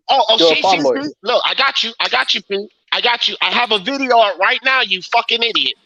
Thank you. This says Tyson Fury, you idiot. you calling me a fucking idiot now. Yeah, because I have a video you're losing your touch now. You idiot. You understand? You just asked me when do I fucking criticize Tyson Fury, and I have him on my you idiot segment. I am not one-sided like you, P. You guys are fucking biased. This is why you can't debate with me. Yes, Tyson Fury is my guy, but I have a video flaming his ass. You don't have no videos flaming Wilder. Where's your video flaming Wilder for like a little bit? Where's the video flaming him for that? See, he's insulting me because he can't handle it. He can't handle it. Real men don't insult each other over the internet. Come on with that. Come on with that sissy shit, P. I done called you an idiot plenty times on my channel. You know it don't mean nothing. You know it don't mean nothing. I'm just messing about. But listen, at the end of the day, that's how I feel though. Like, I just think these fighters are all good fighters. But, you know, I don't want to really criticize too much of Fury. I don't really like criticize fighters. But it's the truth. Like, you know, the truth hurts. At the end of the day, it's all about money. And if the money ain't right, they're not going to take the fight. Look at Fury. Like, when Matchroom came to him and said, look, we're going to make the AJ fight, you know, Fury's team wanted 50-50. But Eddie Hearn was offering like, he was offering like 40, 60. So obviously Fury was like, no, I ain't having it. So it's you know what I mean, fair play to him because he thinks he's worth more. You get what I'm saying? So this is why. No, because this is the thing. If Eddie don't think he's worth that money, he ain't gonna give it to him. And if Fury doesn't believe, you know, if Fury believes he's worth more than that, he don't have to take the fight. This is all about money. It's nothing to do about one fighter is scared and one fighter is not. Do you know what I mean? Yeah. Well, why do you think they're gonna give Fury 50-50? What they weren't so willing to give Wilder 50-50? Why do you think they're gonna do that? Why are they doing it now? Like, what do you mean? Like giving him 50-50 right now? Because it's simple. It's simple. Let me answer that for you. It was it's not simple. rhetorical. I'll tell you why. Anyway. No. It was No, really I answer. rhetorical. Let me answer first. Let me answer. Let me answer. Go ahead. I'll tell you why. Because you know they messed up on the Wilder's deal. So Sky is obviously putting the pressure on Matchroom, and they say no. I'm in the UK right now, so I can speak. Even Robstar knows this. Sky Matchroom is under pressure right now because they didn't get that fight. So they saying, look, ASAP, we need to make that fight. You know what I mean? We lose the viewership. Let's make it 50-50. Give Fury 50-50 with AJ if that fight does happen. Do you know what I mean? And that's the only way, because Fury ain't budging it. He's saying, look, without 50-50, I ain't having it. And if I'm lying, you can tell me now. Well, I'm gonna tell you. I ain't saying you lying. I'm not gonna call you a liar, but I will tell you. No, you can tell me a liar. That's fine. No, I don't. I ain't taking it personal. Well, look, check it out. I don't intend to call you a liar, but hear this out. When Deontay Wilder was the WBC champion, right? Here's the truth. It was two other boxers that was trending more than him, being searched more than him, and everything, right? Two other boxers basically more popular than him. When Tyson Fury became WBC champion, he is the most searched boxer, the highest trending boxer today. The reason they giving him 50-50 because he's fucking worth it. Wilder wasn't worth 50-50. He wasn't worth it, man. It's just that simple. Let me ask you this question. No hate on Fury, but listen to me. Yeah? How did Fury do on his pay-per-view against Tom Schwarz? And how did he do it against Otto Wallin? That was garbage, and you guys know that as well. It was absolutely garbage. That wasn't in England and in America. No, but he talking about the views. In England, it was garbage. It was on BT Sport box office. No, in England, listen. The viewership was garbage. It was. But listen, Fury right now is worth 50-50. You could go to the Otto Wallin fight. It's not only about one man. It's about the guy you dancing with too. Everybody knows this. The guy that's dancing with him now. So hold on. Let me finish. So Otto Wallin means nothing. Nobody had any intrigue in that fight. But when you throw a Wilder on the other side of him, you throw Anthony Joshua on the other side of him. Now we're talking business. Okay, right? What about AJ? When he fights against bums, yeah, he still gets a lot of viewership. Well, yeah, AJ's a bigger sell. He's a then bigger why does he deserve? Then why does he deserve that? Come on, that's what I'm saying. Look, I'm just being straightforward right now. So yo, guys, I'm gonna be here 5 more minutes. We'll be continuing. Well, all I have to say is, listen, that's what I'm saying. Like AJ, regardless, he brings in, the bombs on these seats, So, and then Fury, like against low level fighters, no one wants to watch it unless he fights against top guys. Okay, regardless of he's a comedian, he's funny, and this is that. But at the same time, like for some reason, like against bumps, no one wants to watch it. What difference is that with Wilder though? Does nobody want to watch Wilder? Exactly. Then why didn't offer Wilder the 50%? And I tell you, Wilder ain't worth it. He's worth even less than Fury without. Listen, I'm going to be honest with you guys. I'm going to be brutal. Is a better draw than both of these guys. I'm going to be. Okay, he's a draw, but then why does he have to give him 50-50? So I hope. Okay, so is AJ going to give 50-50 to Wilder if Wilder does beat Fury? Because they know that they're more comfortable with giving Fury 50-50, knowing that they'll make their money back. See, Wilder brings, listen, the intrigue of a fight, P, this is how it works. The more intrigue in the fight, when you got either guy can win, that's what sells. Everybody knows AJ's going to beat Wilder like a ceremonial drum. So it's less intrigue in that fight. I actually think that fight is a 50-50. Anyway, it's more intrigue in the Fury fight. One sec. Yo, brothers, I gotta go and eat some food. Punch Drunk Boxing. Respect to you, my brother. Salute to the panel. Catch you guys. Salute, soon, Robster. yeah? Respect. All right, man. Oh, listen, I think Thingy Punch wants to go, so we have to continue this on your channel. Check Collins. Good looking out for that super sticker, my brother. What's up, chat? Hell nah, Punch ain't going nowhere. I'm gonna keep this nigga up till 2 in the morning. Nah, that's what's up, dog. I'm a grandpa today like you now. It's good always to debate, you know what I mean? Listen. Man, look, I'm getting ready to be a granddaddy, man. Oh, listen, we're all boxing fans at the end of the day, so we get heated. We're fans of this boxing. I like AJ. I like Tyson Fury. I like Deontay Wilder. I like all boxers, to be honest. I just Yeah. don't like the bullshit behind the scenes. Do you know what I mean? Yeah. And that's why I always say, like, it's about money, man. Without this money, we'll get the fight that we want, man. No, it's all come down to money. Last take on Lomachenko and on Teofimo Lopez. Who you think is going to come up with a better plan, with a game plan? I think, to be honest, I think Teofimo Lopez is going to come with a better game plan because his dad's been studying, and it's no secret of that because he's been coming to your channel. He knows his flaws. I know his flaws as well. Next time when you see him, like, ask him if he's checking what Loma does. That Loma likes to go on his right hand side a lot, so that's his weakness, man. If you can get him on that side, he can hurt him, especially at early rounds. Like, if you can hurt him, you can get him out of there, man.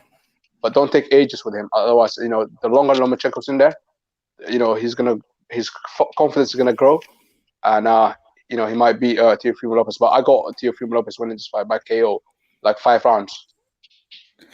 Because I heard you say yours, right? But let me a better question, because this has to do with the title of the video of the live.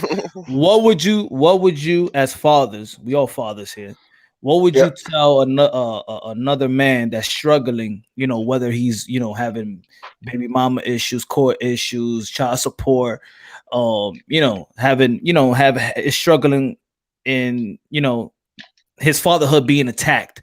What would you tell him to encourage him to keep up and just be strong for your kids? And what would you say to maneuver that part, that struggling part? What would you do? What would you tell these fathers out there that's struggling, that they've been taken advantage of, the government is taking advantage of them? Go ahead. That's the final question. Go ahead, D. D, yeah. I'm gonna tell you like this, man. You gotta love yourself first. Because if you don't love yourself, man, you don't treat yourself right, you don't get yourself right, you ain't gonna be no good for your kids, right? So I would tell these men to love yourself first and don't be afraid to start from scratch, because that's what I had to do, man. Sometimes you just gotta start from scratch. You gotta lay the drugs down, lay the crime down, lay whatever hurdle or obstacle is in your way, you gotta give it up. It's either you love your kids or you love what you're doing. If you love those streets out there, I have no advice for you. But if you love your kids, you got to start from scratch. And that start with loving yourself and knowing you can do it, bro. Because so many people don't think they can do it.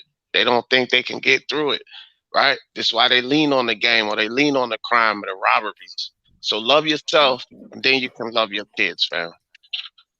That's all. That's my advice, for real. That's what's up. What about you, P? I would say, stay off the drugs. Go turn to God, and if you got the money, get a good lawyer. You know what I mean? Get a good lawyer, and try to get your kids back. Try to. I'm not even trolling, but This you said stay off the drugs. That's good shit, though. But try. Come on, man. So we be serious here, man. I would definitely say that stay strong as well. At the same time, don't let things get to you, because sometimes it can be challenging. No, what you said. Hold up. No. He said get a good lawyer. Get a good lawyer as well. Yeah, if you got the money, you know what I mean. Because sometimes you can win that case because the lawyer will find dirt on the mother, and it's easy to find that. You know what I mean. And then you can get your kids back only if you got obviously the means to pay for that. But other than that, I would say try to be in good contact with the baby mom, because you know what I mean. There's no point having arguments or calling her names, like some people do that in it, or still have some sort of type of feelings for the ex half. So I would say you need to totally move on, because it ain't gonna work out. You know what I mean? But yeah, man, I would say stay strong, man. Believe in God. Stay sensible, and the woman will respect you. You know what I mean? And she'll treat you fair. That's it. Yeah, I say just keep yourself available for your kids at all times, even when they're trying to even if you're not supposed to see not supposed to be seeing your kids. You got that every other weekend. Let's say, for example, the guys got every other weekends. You might not even see your kids. You know what? You do whatever you have to do. Put yourself in position so your kids could see you. Whether communicate with the school, communicate with the teachers, and things of that nature. Make yourself be known and seen that you're always fighting for your kids, and your kids will always look at that. So any lies or anything from a family member, from the neighborhood or whatever, they see you fighting for them, they always gonna remember that. They're always gonna remember that. They could lie, people could lie to them, but if they see you fighting for them, man, if you got to get arrested in front of your kids, you're gonna get arrested because you're fighting for your kid, you know. So no. I would definitely not say get arrested in front of your kids. That's a bad luck, because they see that daddy, like, you know, you're gonna look like the bad guy, even though you're trying to do good intention stuff. But once you get arrested, like, you know, like I'm saying not arrested in that way. Arrested where, you know, there's certain times where you can't, you know, when you go to court or whatever, they give you days you can see them or you can't see them at all. Like, you know, you put yourself in position where, like, yo, I want to see my kid coming out of school, daddy or whatever. The kids know who daddy is. They see you. And let's say, oh my God, you're not supposed to be here. You're getting arrested, but then your kids are smart. They'll pick it up. They'll be like, why you got arrested, Dad? Because I'm fighting for you. I want to see you. That's what I mean. It's not like on some arrested being, but when you want to see your kids and you fighting for your kids, shit, I'll be proud to be arrested in front of my kids if I can't see my kids and I'm fighting for them. You know, so it's what I mean is you always got to be visible, because the government will want you to be separated, or the mother, they coexist with the government. Nah, man, you just make sure that you strategically try to see your kids at all time, making sure that they there. Phone calls. Now the phone is so easy. You got smartphone and all of that. So just stay visible, and that's it, man. Absolutely, and then you couldn't say anything better than that, man. With all that being said, man, yeah, thanks for having me on your channel. I'll see you on the next one, bro. All right, man. God bless everybody, man. God bless P. God bless everybody on the comment box. Love y'all. God bless. And on